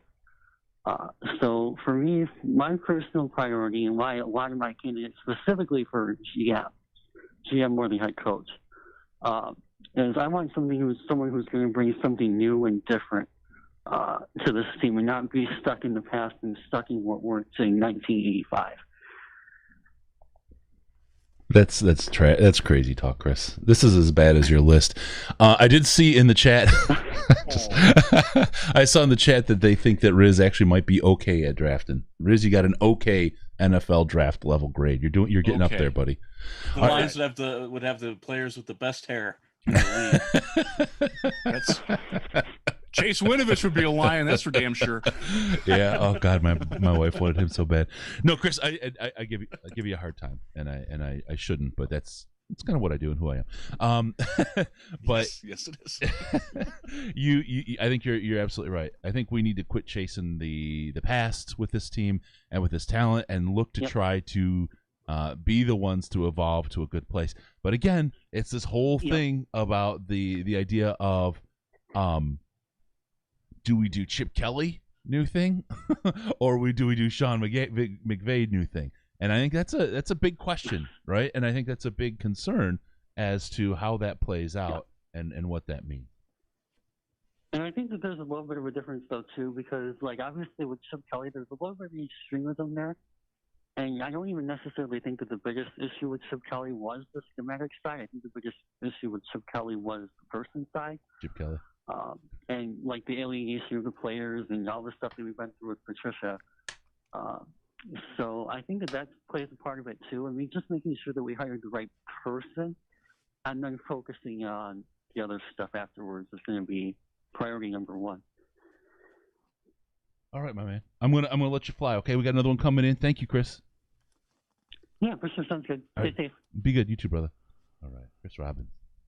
All right, caller. What's your name? And have you started drinking yet? 6 p.m. on Saturday. Hello? Hi, how you doing? Yeah, we got you. Hey. Oh, yeah, I killed a 24 rack earlier. was all for Sandman. I knew the day was coming this morning. I saw that. Anyway, I saw that Pabst has a 99 family pack, 99 can family pack now. I so bad want to get one just to put it on the thing back here. Right, just run the whole 99 pack across there. They come out with some ridiculous stuff nowadays. I was at the store the other day. I used to have a bad habit, and I used to chew tobacco. You know what I'm saying? And yeah, now they got these like giant cans of chewing tobacco called like the big can or something. Oh, terrible. I was like, hey, are you gonna put a horseshoe in with that one or no? All right, hey, what do you got for us, brother? This is Joe B. This is Joe B. I want to say hallelujah. Been a long time coming. Hey, Chris Hart might have had you at 49 on your list, Riz, but I had you at 69. Oh yeah. Oh yeah. That's the Hey, plan. man, you're top 5 because you saw this thing happen a while ago. Yeah, I was labeled a negative Nancy for like the whole 3 years. Hey, man, that guy was selling me snake oil. He was a snake oil salesman for about 2 years. And then, the reports started coming out with Darius Slay, and I'm like, oh, thank God. So my top pick, I just want to go over my top picks for coach. Sure. Real quick. I want someone that has, some experience, but I also want something fresh, I'm tired of, these old coaches coming in or, these Patriots guys coming in. I kind of want someone like a Lincoln Riley. We're going to have to get rid of Stafford's gone. He doesn't want to be here anymore. We're going to trade him probably next year. You don't think we'll probably get a second-round pick. You don't think that Lincoln Riley would run our running backs down and destroy our running back core, our depth within 1 year? I don't think so. I think that he runs the RPO right in college. He's got like that fresh offense. I would want a dual threat quarterback. Okay. With a good arm, good legs. I don't know if we're going to find that in this draft. My biggest hope was that Stafford would stay for a year, but I don't see that happening. After selling his house in the off season, you could kind of see the writing on the wall. I'm pretty sure Stafford's gone. I know that a lot of people are saying that there was no reason besides the fact that he had another child on the way is the reason he sold his house. But come on now, here's why wouldn't he sell his house when he had the three kids before that? The fourth child is the one that did him in. Come on now. here's I want to tell you, here's where Gary nailed it. Gary Luke in the Slack chat. He said, first job for the new guy is to sit down with Stafford and see where his heart is. If he's down with a rebuild, give him a 2-year extension and then get to building. And I think that's kind of there's two things, and I think so. Number one is how do you deal with Stafford, right? And in this place, I think Stafford's a yes man though. He may be. But I think the percentages, if I were to do Vegas, I think Stafford is going to be gone. I do, but I think that's one of the first things they have to do. I think the second thing is, or maybe I don't know. The second thing is, and this is a worry, is that whole Kenny Golladay situation. And I'm worried that a GM is going to come in and want to be a happy maker and kind of, how you talk about a pendulum swinging, right? You went from Caldwell and it swung way over with Patricia, and you see what happened. I worry that it's going to swing back the other way, and they're just going to say, we'll sign Kenny Golladay for whatever he wants. Right, let's make him happy. That's how we're going to win the locker room back, right? And then we get saddled with a contract for a guy who isn't really as great as the contract value is, right? And we get in that cap problem again. We'll overpay him. We'll give him we'll give him $18 million a year, and this is the real risk. Find themselves in the same hole that they've been in for the past 60 years. This is the risk for the Lions, right? It's the swing of the pendulum is important, but I don't think you can so much react to it, right? I think as Sandman said, he was very, very super intelligent when he said you have to, if you're Matt Patricia, come in, you have to understand the culture that you're taking over. And the idea of what that shift that he tried to bring came in is all wrong, right? It's all wrong. By the same this token, is a horrible year to try and change the culture, though. You can't Exactly. worry about what that culture was. You have to lead in the way that you need to lead. So the key piece is to find the right kind of leader to lead this team and not worry as much as how the pendulum swung. But I think they will worry about how the pendulum swung, and they think they have to fix the locker room or they have to fix whatever happened from before. And you wind up saddled with a bad Kenny G contract in an effort to say, hey, that's our olive branch, and we're going to make it better with the players now. It's a different ownership or different leadership or whatever. It's not how to do it, man. You have to come in. I think you have to still negotiate tough with Kenny G.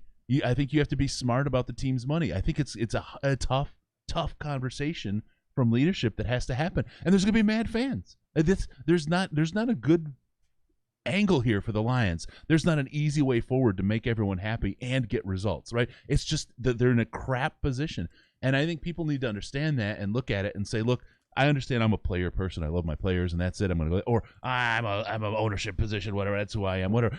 You just got to be I'm a fan who wants the team to win.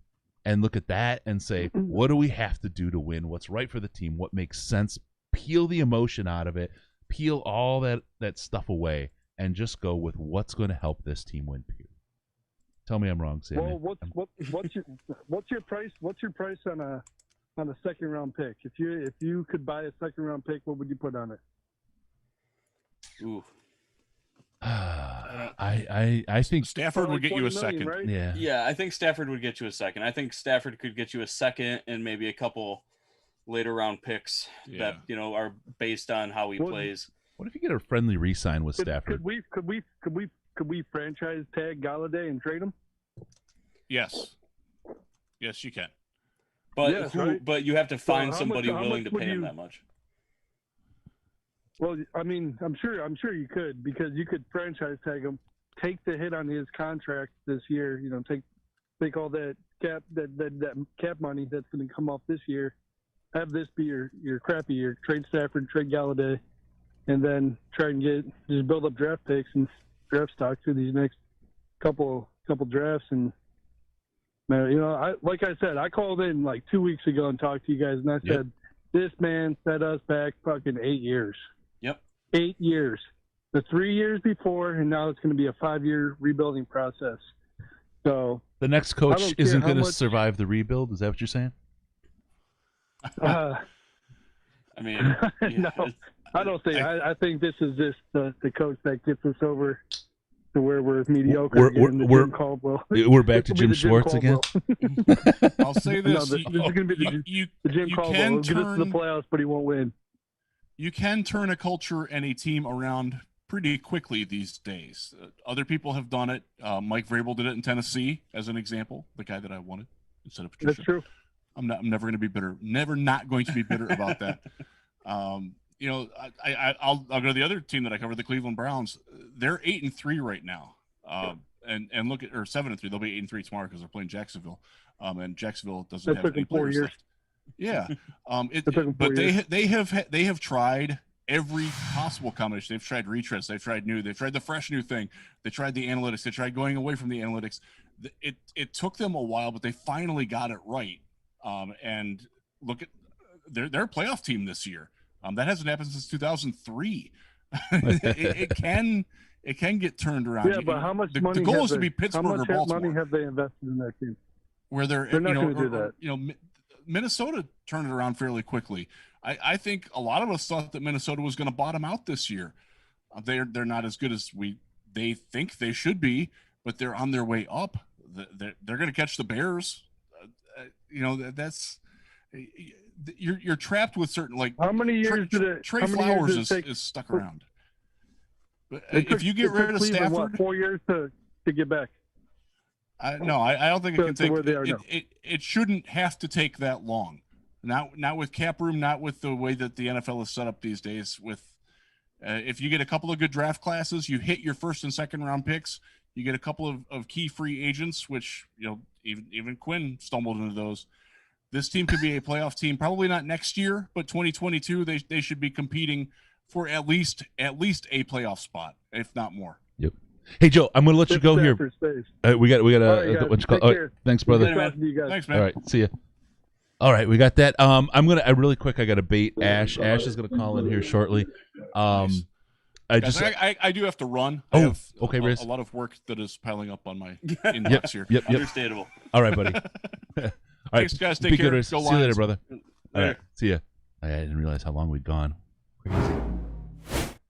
Oh, okay. I just got to change your name really quick. Give me a sec. I don't mind being Jeff. There you go. All right, we're back. Okay, we're back. Caller, give me 1 sec. I want to hit. Ash is going to call in, but I want to hit him on hit a quote that he had. It's something very close to it. What we've been talking about. It should never take more than 2 years, I think he says, for a successful rebuild. So in 3 years, in year 3, you should see the results of that.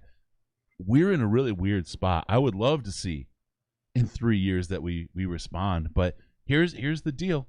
You saw what happened with this coach and the results. If we have to tank this team, how long do you think the next coach is going to survive? And that's question one. No, then question two, who's going to come work here knowing that? Who's going to come in and say, I'm going to go coach at a place that's going to tank, and then they're going to fire me because we have to tank in order to get the players we need to win? Who's going to take that job? You know, I don't know if anybody wants to take that job, to be honest. I feel like the GM and the ownership needs to be forthright about what they expect. And if they expect that we're going to have 1 or 2 losing seasons, maybe not tanking, but just that this team is not good, and then you can kind of build from there. I think that's fair. I think that's kind of what Jim Schwartz got. Yeah. Is that he got a couple years where they were like, whatever happens, happens. Year 3, year 4, those are your actual years that we're going to start judging you on. Yeah. And, I think he got the proper amount of time for a coach that is in a situation that I think is fairly similar to this team.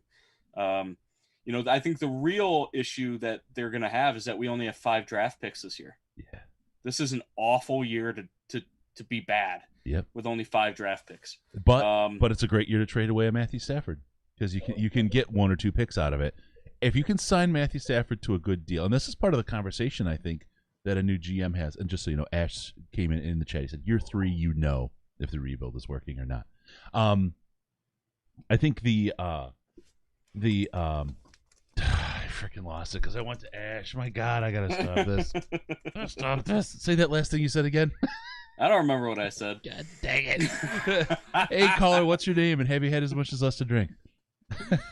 Hey, Chris, it's Nick down in North Carolina. Hey, how you doing, Nick? We've had just as much. Hi. How you doing? Thanks for calling. I'm good.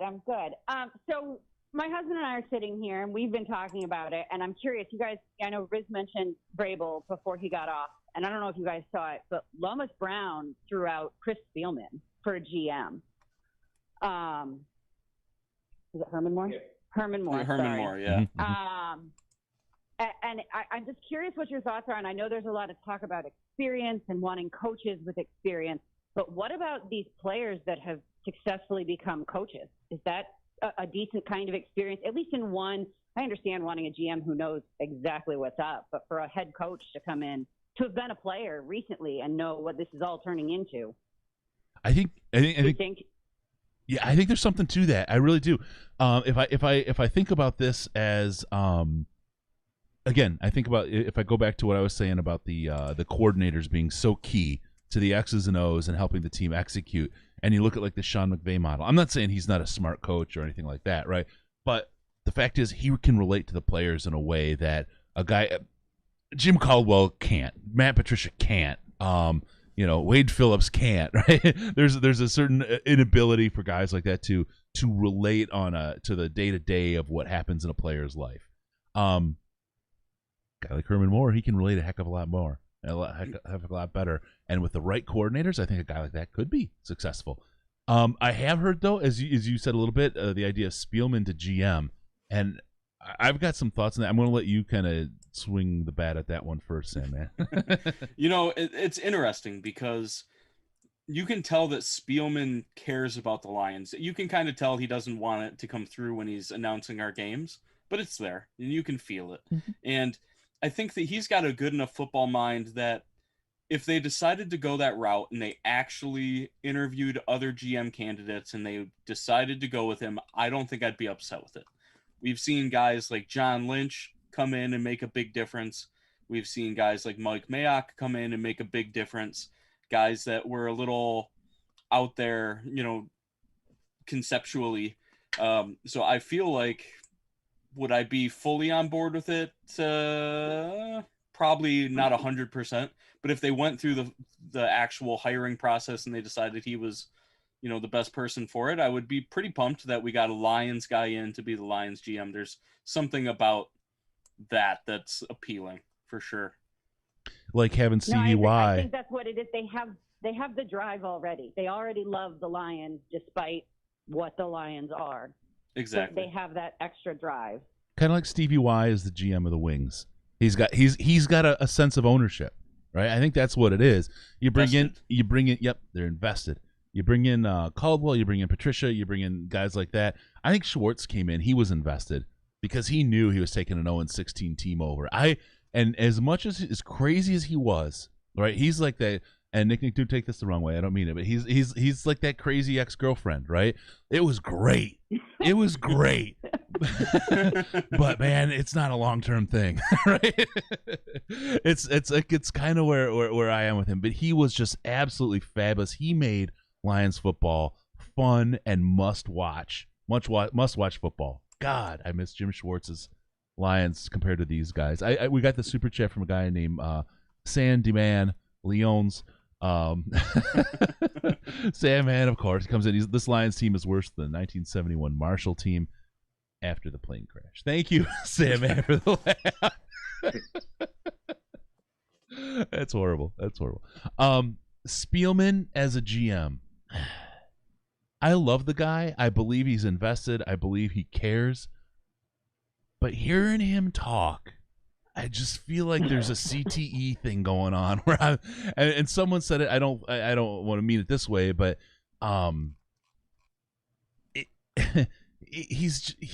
whatever. He's just not. I don't think he's gonna be a GM. Someone said, we already had a Millen. I don't think he's gonna be as bad as Millen. I just don't think he's gonna be as good as his brother. That's kind of where my head's at. He's great in the booth. I love having him do Lions games and getting that kind of sense of the Lions love from an announcer for once. But I just don't think he's the guy. I have a lot of respect for him. As Riz said, he was one of my favorite players. This is way back when he played. I mean, nobody bought jerseys. It wasn't even a thing back then to buy player jerseys, really. They had just really started coming out, and I got a Spielman jersey out of the gate, and it was awesome. I loved wearing that around. He was my guy. It's the first jersey I bought. I mean, loved Chris Spielman. All that being said, I just don't love him as a GM. Is that okay? You still on board, Nick? It's fair. No, I'm still bitter about Vrabel. Yeah. I love him a lot, and it just makes my wheels turn. And seeing it on Twitter today, and everybody talking about potential former Lions taking over, I guess sparks the interest. What do you think, though, Sam? If we get Vrabel, but we have Bob Quinn, what's the outcome? I've been thinking about this, not necessarily Vrabel per se, but how Bob Quinn's drafts don't really lend themselves to helping a coach per se. It may help the roster overall, but it doesn't fill holes or help in that regard. I'm not sure that Mike Vrabel wins here either, to be honest, with this roster. Now, you can say that Mike Vrabel wouldn't have drafted a Jelani Tavai, and he wouldn't have wasted picks on 5 running backs in 3 years. But we don't know how much Patricia had say in who got drafted either. It's kind of a who knows scenario. Yeah. I do think that we would win more than we have with Mike Vrabel as head coach, because he's shown himself to be more than adequate at that position and really smart in others, taking penalties on purpose to kill clock, stuff like that. He seems to have the knowledge and the ability to do that. But I think that as long as Bob Quinn was here, I don't know who is ever going to take this team over and really have a successful, team with it. We're built very similar to the Patriots in that we have a bunch of semi no-name guys on our roster, But what we don't have is we don't have Tom Brady and we don't have Bill Belichick. And it's impossible to win without those guys, guys with the kind of roster that we have. Well, yeah, and I think it's you think about it. This is why the decision, and there was a lot of conversation. I gotta hit this. I've got to hit this. We talked about it in the last podcast. People in the chat were saying, "Oh, well," on this other show, this other podcast, they were saying, we have someone in the building, and they were saying Quinn is safe. Quinn is safe. The people telling us in the building, Quinn is safe. They don't have anyone in the building. We knew Quinn wasn't safe. I mean, it's the most ridiculous thing I've ever said. I mean, you're just making shit up. I mean, that's not real. And but the reality is, as you look at this, and exactly what you said, Sam, man, there's no way Vrabel could have won with this team that got Bob Quinn put together. That's why Bob Quinn is not here. He can't draft these guys, and they can't develop them. It was two very big pieces. The guys that they can draft and they do draft don't improve over time. They just draft them at the level they are, and they play at that level or decline over time. And then, you have coaches that don't help them improve.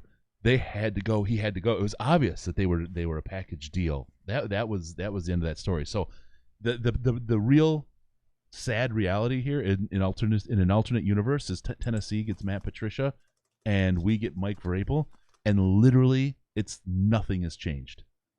I could very easily see that happen, except for the development piece on the Tennessee side. I don't know where their players would be, but I can absolutely see that happen. It just didn't work. It just didn't work. We didn't get a team. We didn't get a set of players that worked for this coach, for this scheme.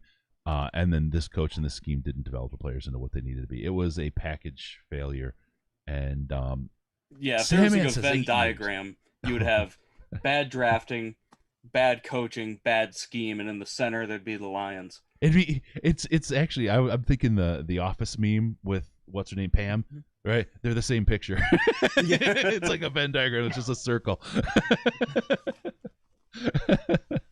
It was just a perfect storm of failure. Hey, I got a really quick, Nick, if you don't mind, I'd like to take an option to tell people about, the pain, anxiety, and sleepless nights that they're suffering right now. As Lions fans, the best way to take care of those is to go to cbd.detroitlionspodcast.com. Isn't that where you go, Nick? We haven't. We're in North Carolina, where I know it's legal, but it's a little sketchier here, so we haven't done it, but we have talked about it. Yeah. No, you're supposed to say you did, but whatever. Okay. Hey, you told us about it. We're gonna, and I will call you next week. All right. That sounds great. Awesome. CBD. It is legal all 50 states. It's good stuff. Pain, anxiety, and insomnia is the three things that I've personally found that really, really helps with. The chill line of stuff behind our guy Sam Man there that he's got as his ultimate background is the stuff that I'm going to tell you, it gives you a body buzz. You feel it, and it's like I said, it's legal, but you feel it. It's different. They got that Delta 8 stuff in there that is whatever it is. It works really, really well. Right here, the chill line. It's got a warning. It's like do not use in front of with heavy machinery and all that kind of stuff. The other stuff that's not the chill line takes away that whole kind of idea of a body buzz and just takes care of the pain, anxiety, and insomnia. cbd.detroitlionspodcast.com. Use the coupon code LIONS. You get 55% off. You won't fail a drug test, they say. I like that. 55% off with keyword LIONS or coupon code LIONS. cbd.detroitlionspodcast.com. That stuff is magic, and feel free to use that coupon code. They give us a kickback either way, so go to town. All right. Hey, Nick, I'm going to say thank you for calling. Thanks for the Patreon and everything else. You've been awesome. Love to have you on. Thank you so much. You guys are great. All right. Be good, guys. Later. See you. All right. Really quick, someone said they love the stash, and it is a new look today. I kind of let it grow for the whole Movember thing, but St. Jude has been where we're at, doing our thing there and helping those folks out. So I didn't say much about the Movember thing, but I've been doing that on a different side to help raise money for Men's Health. So I'll lose the stash here once December hits, most likely first week. All right. What do we got here, Sam? We got a lot of stuff going on. I got people in the building saying Quinn is safe. That is the most ridiculous thing. I can't believe. I saw Terry Foster tweeted that. Yeah, there was and someone. I thought, what a joker. Someone else. Yeah. I was like, there's no way they were tied at the hip. Nobody. Yeah. they have anyone had in to the be building. tied at the hip. There's just Why do people make shit up? That's the thing. I mean, they want to seem like they know something, but yeah. Well, that's the most I ridiculous kind of. I saw Quinn's family coming in a taxi coming in from the Yeah, a airport, limo, so I know yeah. he's gonna stay. Were they a package deal? Of course. Okay. The idea of college or pros for replacements, and they said all options are open. Yeah, that's what you would say. You don't want to limit your universe, and the only way you can answer that question wrong is to pick the false, either or, the false choice. Yeah. You say all options are open. We're going to do a lot of work. This is the we fired these guys press conference. This isn't the here's who we're hiring or how we're hiring kind of conference. It's right now all options are open. We're gonna proceed accordingly. Once you've hired Ernie Accorsi, or you decide you're doing it internally, or get a firm or whatever in place, then you announce that. You don't do it beforehand. You don't show your hand before. That's silly stuff. We want to know, but that's just not how it works. Hey, caller, I know your name's Brett. I know you were on our big show with your son Cameron, and I know you better have been drinking because this is a celebratory moment. Agreed, but did you know all these Christmas beers are like 7.5% alcohol? Because I didn't know it until I had like 5 of them. Welcome to Thanksgiving weekend with Uncle Brett. Hey, Chris, asked you guys to do the emergency pod for the firing. So the big thing I wanted to ask about, and this is what scares me, is because the Lions have gone back and forth in this cycle of retreads and up and coming coaches. Yep. For some reason, I am so scared they're going to like go grab Jeff Fisher or pull Brian Billick out of the studio and give him a John Gruden type deal. Ooh. I mean, I love that idea. I really do. Risdon sold me on Billick 4 years ago. And I've been kind of just floating him in my head forever. God, I can't imagine. He would. I don't know. Sandman, am I high over here, or can this guy is this like we're hiring the guy from 5 years ago, or is this a guy that can evolve and coach? You know, at this point, I don't really have a super strong opinion. If they hired Brian Billick, I would assume that they did so because they thought highly of him and went through the process and looked at everybody. On the same token, I agree with the caller that it is a scary proposition that the Lions might bring in a old and tired coach that, you know, inspires nobody. You know, it would kind of be similar to the Caldwell hire, to be honest. And I think, you know, the Caldwell hire feels a little bit different in retrospect, but go ahead. Say that again. I'm sorry. I was just saying the difference is Billick's been out for like over 10 years. Yeah. I mean, stuff like that does scare me. I you know, and it was brought up when we hired Darrell Bevell, that he was out of the league for a year, and was he gonna have his finger on what an NFL offense should be, or is he just gonna run the same offense he ran 3 years ago? And I think to an extent that kind of came true, and he is kind of running an older offense here. But man, I'm really hoping that we can get somebody in here that wants this job and is going to try to do it the way that they want to do it, and that the GM will allow them to do that, and that we'll have cohesion, you know, across how we're drafting and how we're developing players. And that's really all I can hope for, regardless of who it is, whether it's a 10-year coach that hasn't coached in 10 years or, you know, like a Lincoln Riley. You know, it's kind of hard to say what I think will work.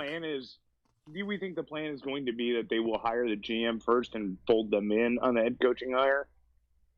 Oh, I think they have to. I think if they do anything outside of that, then that's disastrous. Yeah. You know, we've seen that a couple times, but right. Yeah, there have been bad. some teams that went after the head coach and let them help pick the GM, and that's kind of what I'm afraid of. Yeah. Let me really quick. Jack Del Rio was a name that popped up. I like Jack Del Rio. I would love him. I mean, he's a coordinator now, so it's going to be hard to peel him away as a coordinator. I like him because number one, I like him as a coach. I think he does a good job, and he's a solid coach, and brings probably the right swing of the pendulum, if you will, to the Lions. The other thing, though, that I really like about him is I'm really, really good friends with a family member of his, and getting interviews would be a hell of a lot easier. Isn't he the coordinator in Washington, though? Is it Washington? He's a lot better than Washington, though. I mean, Washington is a team on the rise. I hate to say it, and it sounds weird, but they're a team that actually is going to be a lot better in 2 years. Absolutely. I love the Rivera hire. I love the whole thing. But yeah, I'm kind of like, he might be willing to leave because although it looks like the new president general manager was it Jason Wright. Yeah, I think he's got the right mindset. Yeah. For the team and everything like that, but Dan Snyder still scares the snot out of him. Yep. Zuki's Turkey in the chat. Sometimes I think William Clay Ford didn't really die. He's tucked away in a room somewhere and still screwing up the Lions. Says he even visited Lane's gravesite in Lubbock and politely asked him to lift the curse. He obviously gave me the finger. Well, I'm waiting to hear that Sheila Ford Hamp has done what her mom did and just walked through the building pointing at people saying, all right, you're done, you can stay, you're done. Hey, and so there's also talk in the chat. That shot of Sheila, while a great shot, right? And absolutely just kind of iconic. It's one of those Mike things. Mulholland nailed that. Yeah, that's one of the things that's the cover of Time magazine at the start of World War II, right? I mean, that's just like generationally iconic for Lions fans because that is absolutely how everyone is, and you see it on the owners. Well, what you can see of her face through her hands, she's there, she's with us, right? And so, so just starting from there, let's start from there with Sheila Ford Hamp. A lot of quiet. A lot of people were worried she's not saying anything. We don't know. We see this happen, and I'm going to roll up the. Oh, I don't have it ready on this one. You guys know what the decempometer was. It was the broken needle thing, right? It's off the charts. She's with us. Yeah. She followed up on that. She's absolutely emotionally invested in the success of this team, and she's exactly where we were at that moment in time. That picture not only was just a great picture and iconic and whatever, but it is the sense of Lions fans everywhere right now, and knowing that she's right there with us, I think that means a lot. I think that means a heck of a lot to fans of this team and where we're going. Now it's the other side of the equation where just like, hey, Patricia's a great guy, we enjoyed him, he's a nice person, good person, all that kind of stuff, but he can't win football games. She's where we are, she's where we're at. Can she hire people that can win football games? Right? Because that's the next step. Yeah. It's one thing to be of common cause and purpose, and that's great. Now translate that into you're the decision maker. Translate those decisions into a winning football team. Take what you have, take your frustration, take your ability to invoke change in this team and execute. And that's what we need to see. Yeah. And this is tough, right? Because we talk about all the things that are lined up against this team. Number one, you got a bad draft position next year. Number two, you got a weird spot with your quarterback right now. It's just weird, all the different pieces we've talked about it, right? You need a new coach, a new GM. You got basically a new owner. Is the coach going to get enough time for the team to tank and rebuild? Is the owner going to? Right? I mean, this is all tied together now. When we hired when Bob Quinn hired Patricia, he inextricably tied the two of them together. Now this change kind of ties together the new GM, the new coach, and ownership. This is a different place for the Lions, and this puts them in. There's some risk, I think. I think there's some real risk for the owners right now, and for Sheila in the decision making that goes on.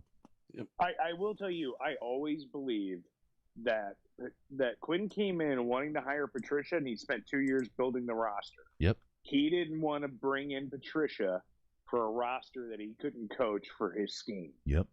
And that's why he let Caldwell stay. And also, it would be bad.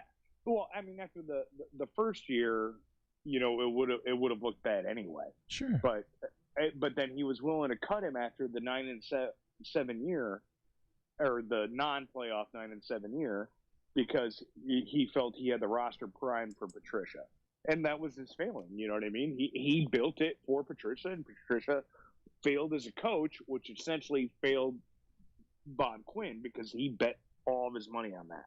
Yep. But I did want to jump back. The best thing about the photo of Sheila Ford Hamp is actually the dude, because the dude literally looks like he's like Oh, now you get it. That's where the rest of us were. You just caught up with the rest of us. I don't know who that guy is. Oh man, that's But great. he literally he's looking at her. He's like, there it is. Oh man, hey, we got Matt Patricia in the Slack saying, "I hate you all."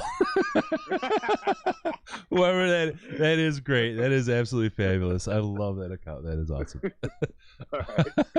All right. Hey, Brett, dude. Number one, Yep. thanks for calling. Number two, thanks again, man. We released on the YouTube channel the story with you and Cameron.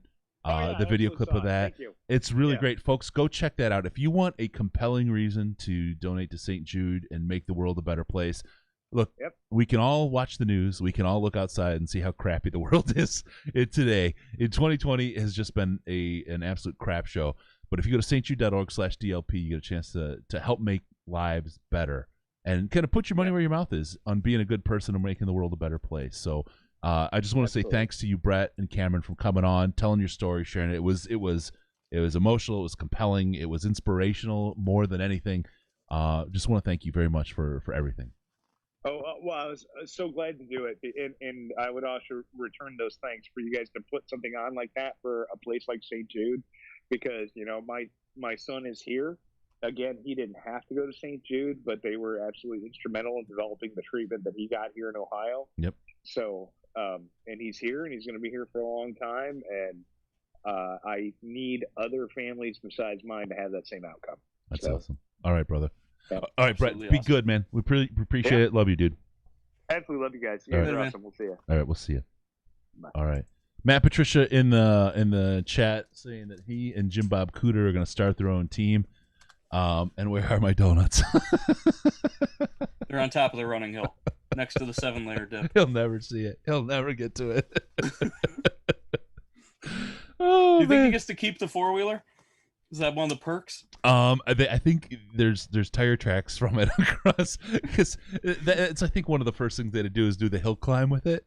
So somebody go get a picture of Allen Parks Fields right now. There are a bunch of donuts on the field from Matt Patricia tearing the lawn up. How dare you fire me? Oh my God, that reminds me of the outtake from the Blandino video at the end, where it's like, "What the?" We're at the Lions facility. It's pretty good. If you haven't seen that, it's on YouTube. All right, Sam, man, we've been going a long time. I don't know if it's St. Jude that just conditioned me to talk a lot. It's been worn in. It's big news. Big news today. We'll go a little bit. Remember, 248-782-8384, 248-782-8384. How much more time do you have, Sam, man, before you're I've like... probably got another 15 in me. Okay, all right. I'll give you another 10. Put another 10 in you.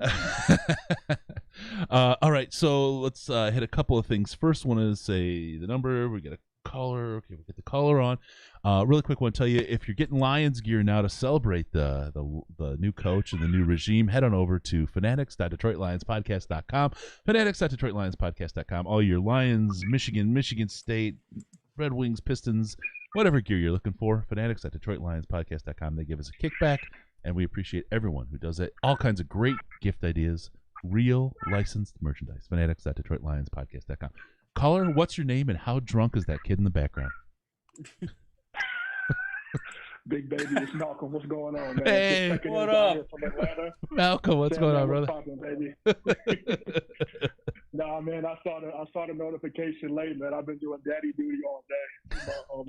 My mother-in-law helping my wife is out, so I was like, I got to celebrate a little bit with the boys real fast. I'm sorry, it's bath time, so I'm gonna have to be quick. Give the ducky a squeeze. After Thursday, bro, I was through. I was just like, I can't do this anymore. I put the Sheila Ford picture on my Twitter. I changed my name. I was like, I'm not watching for the rest of the season. I'm getting old, man. I'm 40, just like you, Chris. My blood pressure going up. I'm a heavy guy. I can't be sitting here stressing out over stuff. During the debacle of a Michigan game, my boy hit me like, "Yo, did you see what happened?" I was like, "Yo, shut the fuck up. Don't play with my emotions." I'm like Big Worm, man. I'm like Big Worm. Don't play with my emotions on me, right? The Lions is special to me. I get to Athletic. I see the post. Twitter's going crazy. I'm like, thank you.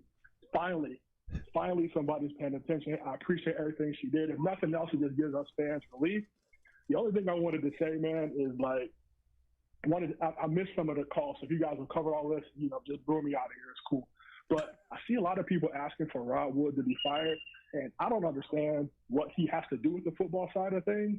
I feel like the GM on our team got carte blanche to do whatever he wanted in terms of personnel, in terms of scouting, in terms of the structure of the football offices. Yep. Whether Rod Wood is tied to the Fords or not, he's doing a good job running their business for them, and that's his job. Yep. He may be in the room, but Mrs. Ford made the decision. She reached out to the owner of the Carolina Panthers. You guys already went over the story. There's other people she talked to, her mother, to get Patricia and to get Quinn. And Quinn was the guy that Quinn told her, this is the dude I want. She's like, fine, go do it. The Lions enable you to be successful, and they hung themselves. So I just wanted y'all to talk a quick second about that, just to try to help set the record straight. Just because Rod Wood is still employed, it doesn't mean that we're going to have the same process and the same outcome. He is a business guy. He is not a football guy. Let me put you on mute. Yeah, thanks, man. let me extrapolate on that, and I'm gonna steal a little bit from Ash again from the chat today. He's a finance guy. His job is to very quickly understand different businesses and understand if they're valuable or not, and whether to put money in them or not. How viable are they? What's the return? All that sort of stuff. And he doesn't have to be able to run those businesses, but he needs to understand when they run well, and he needs to understand when they're valuable or not. This man, we sit here and talk. Hey, no, Rod Wood, he's not a football guy. What's he been in that role? 5 years now, right? Yeah, so around there. From a fan's perspective, he's done a great job, other than the security at training camp. But I think that's what Patricia thinks. But oh god, it's a different story. But the thing that Rod Wood has done is had 5 years of direct experience at the top in a football organization. He's not just talked to Bob Quinn. He's worked within the NFL and played within the NFL circles and gotten a lot of information. He's a guy who's already got to be really, really smart and be able to pick up how businesses work and how they're structured and whether they're going to be successful or not. And then he sat in the midst of the decision makers of a very large business like that. If you think that Rod Wood is not a football mind now after the education that he's gotten over the last years, you are sadly mistaken, my friend.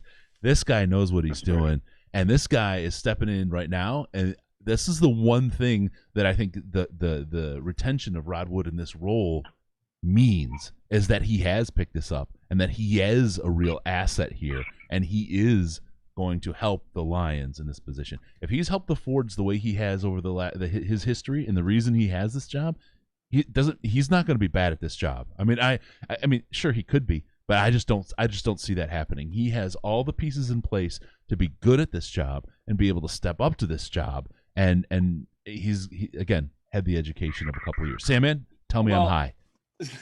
I mean, you're not wrong. I think what people miss is that Bob Quinn was not just our GM; he was our president of football operations. Great point. He did everything when it came to football. If you look at the first couple conferences that they had, they specifically spelled out that Rod Wood was going to deal with all non-football operations and Bob Quinn was going to deal with all football operations. There was a hard line down the middle where what they could touch, what they couldn't touch. And Rod Wood did and has been doing an amazing job at the non-football operation stuff. He, within a few months of being hired, he had massive groups come in to give feedback about being Lions season ticket holders.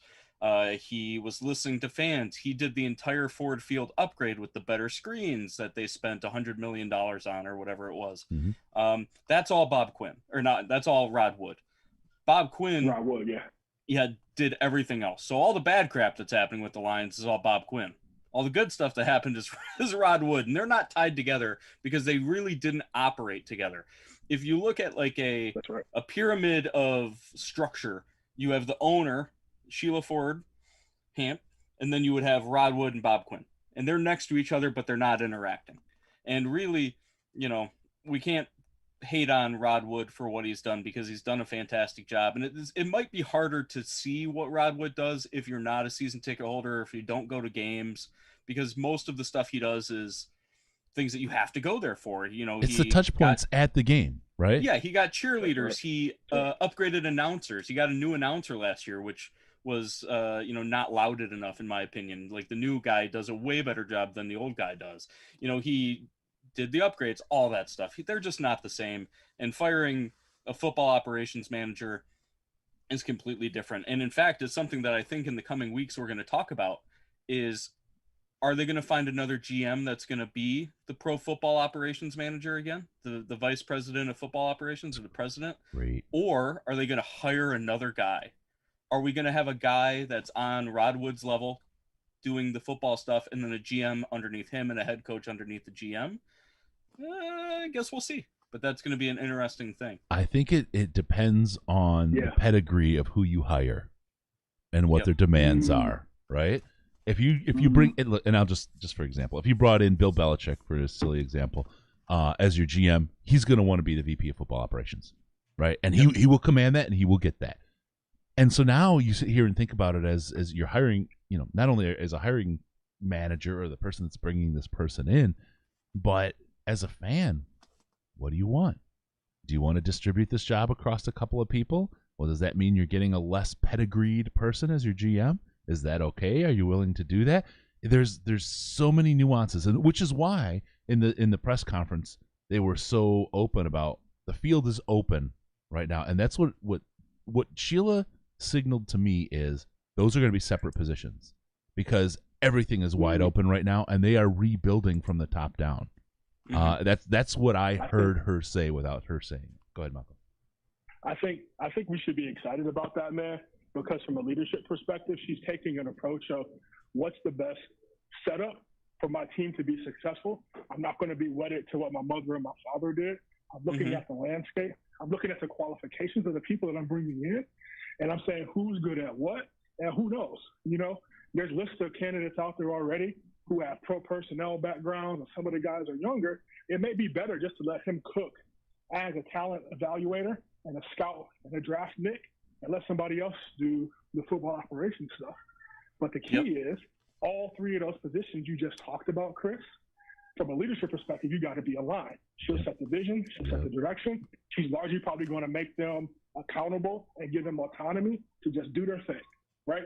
So when I think about an attractive job, I look for jobs where I can just go be me, do my thing within the structure and make it happen. So Lions fans, you should be excited about that.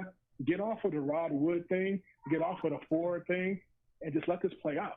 I feel like we may be looking at something a little bit more improved from what we've seen before, but time's going to have to tell. And you're right. Time will tell. I have a feeling that Sheila is going to be more involved than Martha and William Clay before. I think at least in the near term we're going to see, and I think it's partially because she's welded to this, and she needs to be make herself known. Now, here's what you do, and you're in a position like that. That's why you hire that VP of football operations. You put another layer between you and the mess, right? for lack of a better term, you put another scalp in there, right? The more scalps you can put between you and the and the failure, the better off you are. I'm not saying she's going to do that as a way to, cover herself, but she's a savvy person. She comes from a very savvy family with a lot of savvy advisors. That's frankly one of the things that I would do. Now, it's going to be dictated by the talent that you bring in. I think that's solely where it's at, and there's a lot to be written, right? The news is we have no GM, we have no coach, right? We have people kind of standing in right now, but that's where we are today, and that's what we know. Now the speculation on how to handle it is going to happen, and it's really about, if you think about it, you got to think about it and put yourself in the head of executive leadership and how they think and what's important to them. And winning is absolutely important, absolutely 100% important. But how you get there and the map to get from where we are now to winning is different from leader to leader to leader. And it's going to be really interesting to see how this works, because Sheila Ford Hamp could wind up being an absolute mastermind. Like, she could make herself into like a something beyond a human, like a beatified, in Detroit kind of a person, right? Stevie Y is a great example. That guy will never pay for a meal in Detroit as long as he lives, right? It just won't happen. And Lions, if you're listening in, here, you're gonna be a god. Yep. That's the bottom line. Yep. I gotta go tend to these kids, but the last thing I want to say, Chris, I know it's November. I know you got the stash. Ladies like the stash, man. Keep the stash going. You know what I'm saying? Grow the stash for additional St. Jude's donation. Tell us, hey, if we can get over $25,000, I'll keep the stash till the summertime. I don't know. You're a creative guy. So give the community what they want. Give your wife, I know what she wants. Wait, how you know what my wife wants? Hey. Malcolm knows, man. Malcolm knows. All right, buddy. Let's not do this in front of couple. All right. I love y'all. I gotta go spend these kids in there. Bye. Love you, Malcolm. See you later, brother. And Lions, if you're listening, you better get this right, or else Malcolm's going to come in and knock all the TVs down with a flag. Oh my God, I forgot about that. So, quick story: we were at foolishly I bought a suite for the Dallas Cowboys game last year, and Malcolm got invited to the suite with us. He came up from Atlanta, and they put a flag in the suite for you to swing around when the Lions did something good, and I think we scored a touchdown or something. He's swinging the flag around, and he smoked the TV in the suite. Absolutely smoked it. It was awesome. There's a video somewhere. I'll have to see if I can find it, but there's a video of him smoking the TV. That whole thing was surreal. The whole thing. I think the video might be on our YouTube site because I put it's the Sweet Life. It's on one of those. If you can take a look really quick, I might have him hitting the screen on that one. That was the game. That was a game against Dallas, where more Dallas fans than Detroit fans were there. Sandman hooks us up with that suite. That was, again, dude, much love. Thank you so much for that. That was awesome. Had the fuck the Packers cake. Yeah. It was fabuloso. And then Malcolm blasts the TV, swinging the flag, celebrating the score. Oh my God, that was great. And Malcolm's a big guy, man, and he had some velocity on that flag too. He wasn't holding back. What, 6'4", 6'6"? Yeah, he's a big guy, man. Oof. I remember the first time I shook his hand, it was like shaking a bushel of bananas.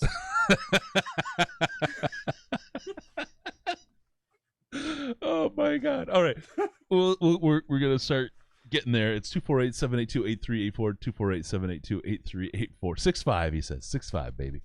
2-8? No. Another call. All right, let's see. Hey, caller, what's your name? How much have you had to drink? Hey, my name's Kyle, North Carolina. I haven't had anything to drink yet. Just got off work. Might have some celebratory drinks as soon as I get home, though. It's a good day for it, my friend. It's a good day. Yeah.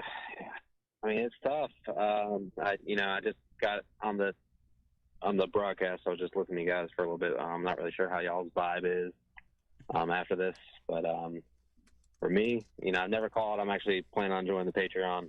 I've been listening for a long time. I just never got to it, but no, thanks, man. Appreciate it.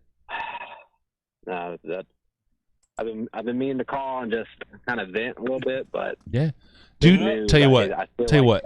I'm going to give you the microphone, so to speak, and let you go to town. Now, I'm just going to ask you: don't demonetize us, right? There's the magic C word and the F word that are the two that really, really get us hurt. So if you can, just kind of hold back on those two, but let it go, let it roll, man. I appreciate that, man. So it's been tough. We've been watching forever. Like, me in North Carolina, I don't really have anyone that's a Lions fan, but I have two boys. I have an 8-year-old, a 2-year-old. I have to legitimately think if I want to raise them as Lions fan, if I want them to go suffer through that, but it's a real choice. Yeah. It's a real choice. But man, I actually feel like a weight is off my shoulders because I've been freaking just watching them week after week, just trying to have a positive, outlook on this. And it's been freaking garbage week after week. It's too true. It's too true. And you're not alone on that. I can tell you for sure, because this is like the most down on the Lions I've ever seen this fan base ever. Yeah. And it's like I've never felt worse than last week versus the Panthers. How old were you guys? Both of you. I'm going to ask you a question. How old were you when they went 0-16? Well, I am 29 now. So that was right before Stafford. Yep. So, I mean. So you're 16. And that was rough, obviously, but you're it 16. It didn't really affect me. Yeah. No. And that's what I'm asking. Sandman? Is it too much? I was to ask? 22. Oh, okay. So you were in there. I'll tell you, for me, that was, and it may be, everyone has their own path, and I'm not saying just because you were 16 or 22, it wasn't as much, right? That's not what I'm saying. I'm wondering because there's context around it for everybody. For me, Absolutely. In 2007, I moved away from Detroit. Right, I lived there my whole life, grew up there, the whole thing. I moved away to SoCal, and loved living there and all that. It was great, but I was like, there was no Lions fans anywhere, right? And I remember going to that season. I worked with a Bears fan and a Cowboys fan who were just like, whatever, and having to deal with that. And I think it was the second year I was there. Might have been the first. The Bears went to the Super Bowl and lost, right? And there was a Bears fan there as well. Two Bears fans. It was insufferable. It was horrible for me, and that's actually how I got to know Brandstatter.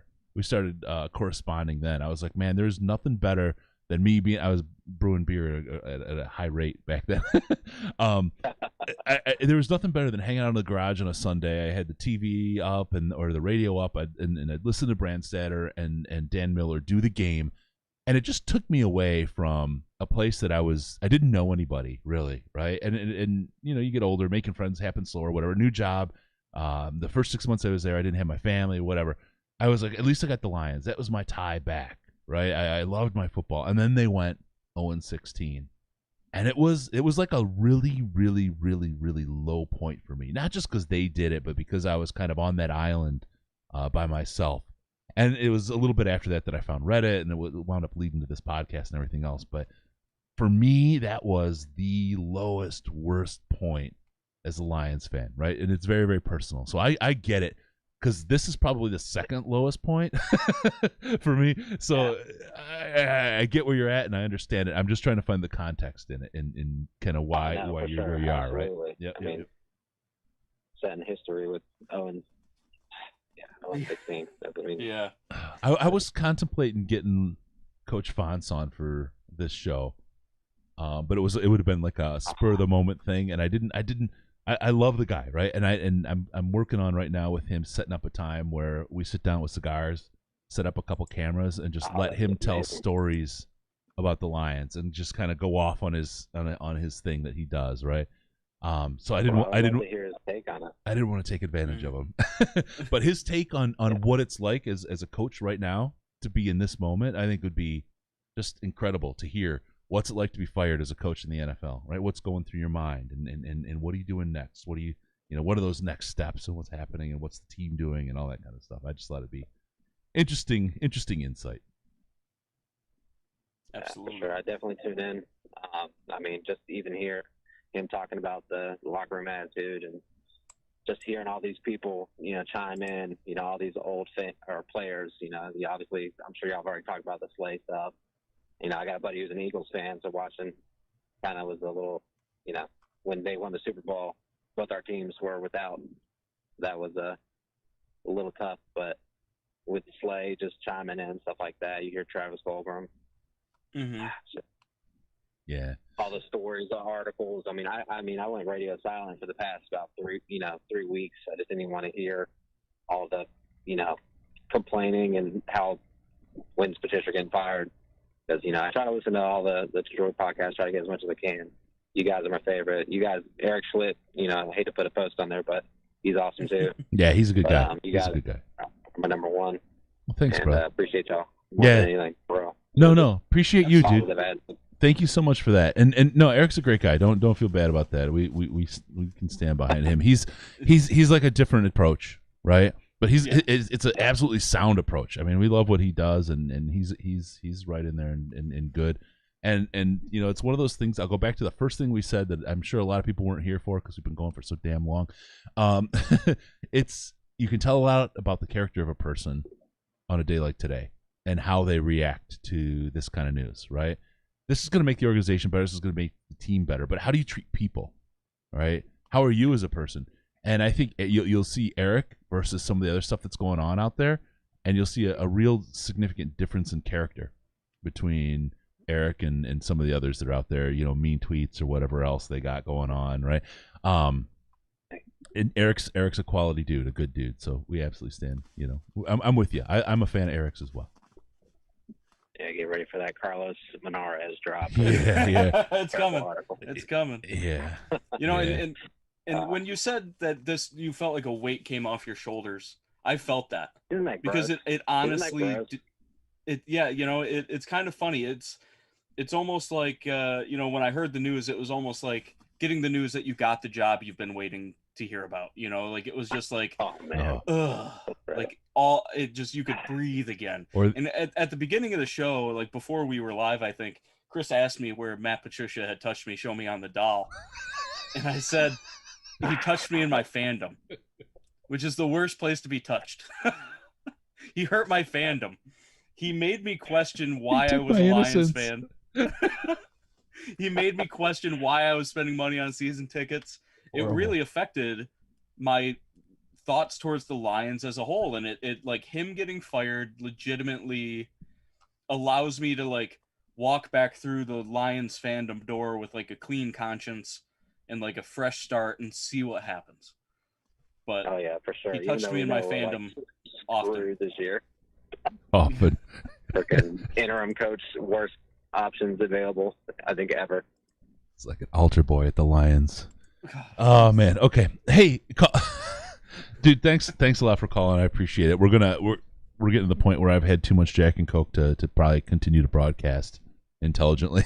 Oh, for sure. I'm getting BS. But no, I appreciate you calling, dude, and all the nice things. Very, very kind of you to say. Thanks for listening and thanks for sharing and thanks for being there. It's one of the things we talked about with the show.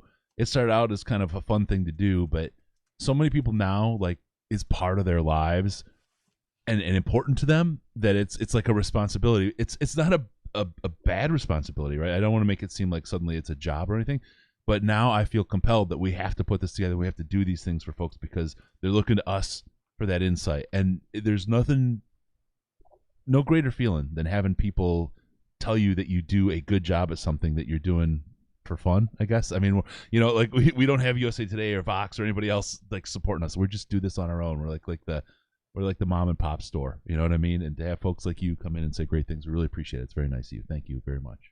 No, we appreciate you guys. I'm sure there are a ton of people out there who feel the same as me. So, all right, brother. Look for It'll me get better on Patreon. I promise I'll be on there. All right, we will. See you Look in the forward chat. to it, dude. I'll take it. All right. Later, man.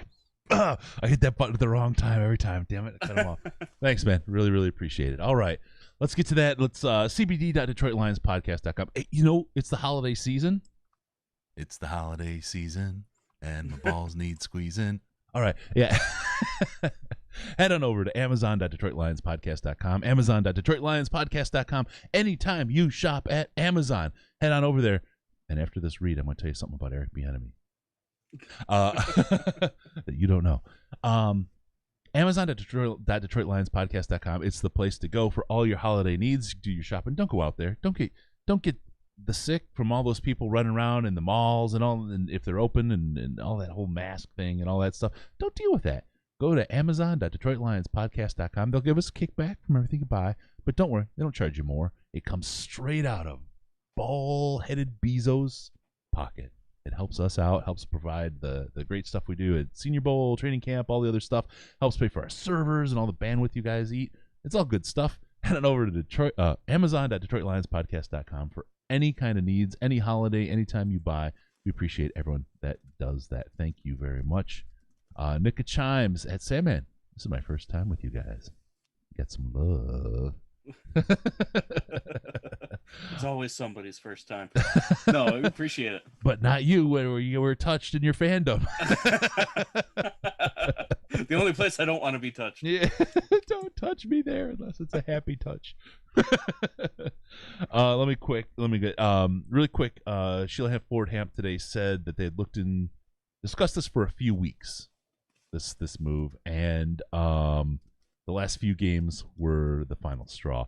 I think we felt that, Sam, the post game show after the Carolina game was the one where it broke. Things broke, right? Yep.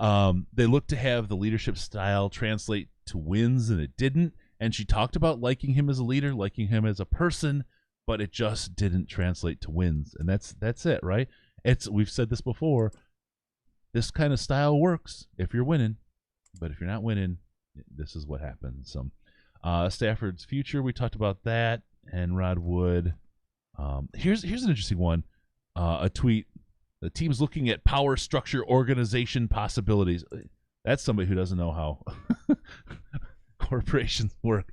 They're just looking at the org chart and what the positions are going to be, and that goes straight to the VP of football operations, GM kind of thing. It has nothing to do with power structures, organization possibilities, whatever the hell that means. They're just figuring out what the org chart's going to be. They're going to figure out what people they need, and it's probably going to be dependent on the people they hire and the demands that come in from there. The one thing the Fords have shown us is they're not cheap. Nope. They will spend the money, and they've thrown away, 2 more years of Patricia's contract, a year and a half? Yep. Yeah, I think, a lot of people, you can harp on the Fords for being bad owners because they make bad hires, or they seemingly make bad decisions about who to hire. But you can't fault them. They're not a bad owner like the Bengals owner is a bad owner, where he would fly his guys commercially in coach next to the toilets if he could. The Lions are not cheap. They're going to spend money. And if that means potentially having to suck a college coach away from college with a huge contract, Wait. I think Sheila will do it. Hold on. Sheila will suck him right out of college. There we go. 207. I got that. Thank you. That is going to forever be a drop. Sam, man, talk about sucking a college coach. Sorry, man. Sorry. Sometimes it just happens. Yeah, Lions aren't cheap. They will definitely spend the money. All right. Sam, man, you've been a trooper. Thanks so much for hanging out for all this time. Folks, thanks for tuning in for all this. This is today's big news, breaking news. We will be back. I think it's going to be Tuesday or Wednesday this week. I haven't locked in with Case and his schedule yet, but we'll be back. Don't forget, we got the CBD.DetroitLionsPodcast.com. We got the Fanatics.DetroitLionsPodcast.com. We got the Amazon.DetroitLionsPodcast.com. And we got Sandman. The big with no pants on. Oh, that was early. I'm conditioned. I'm conditioned. Sandman. Oh, with no pants on. Every time you say it. If it's got the 3 dots after it, I'm going to say it. Remember, this show needs your involvement. Use the comments of the subreddit to give us your feedback. Thank you all for doing that. Friday game preview is back, so next week ahead of the game, we will start on Friday. Tony Ortiz, Jeff Risden, and I, and the post-game show, of course, with Salmon. Next game. Don't forget about us on Patreon, patreon.com/Detroit Lions Podcast, patreon.com/Detroit Lions Podcast, and on Facebook, facebook.com/The Detroit Lions Podcast, The Detroit Lions Podcast. On Twitter, get us over there. This is where we do this part. Twitter at DET Lions Podcast, DET Lions Podcast. It's the very best place to see Sandman. ... With no pants on. Who knew? Who's surprised? I'm sticking to my leather couch real bad. I'm gonna stand up like a Ninja Turtle. You're gonna carry the couch in the next room. Yeah, the couch is just gonna butt cheeks. No, not scared. Just hot. I shouldn't have sat in this beanbag. It's got a brown bean in there somewhere. Give us a call via Skype at Detroit Lions Podcast, Detroit Lions Podcast, or subscribe or call us on the Lions line. That's at 2929-33-LIONS, 929-335-4667. And be sure to go to DetroitLionsPodcast.com, subscribe to the podcast so we show up in your ear holes automatically. Thank you for tuning in. Why? Because remember, no pants, no toasters, no hot tubs, no problems, because we're your Detroit Lions and Reddit connection. I got the close here somewhere. You know it. I don't know what happened. There it is. Detroit Lions and Reddit connection.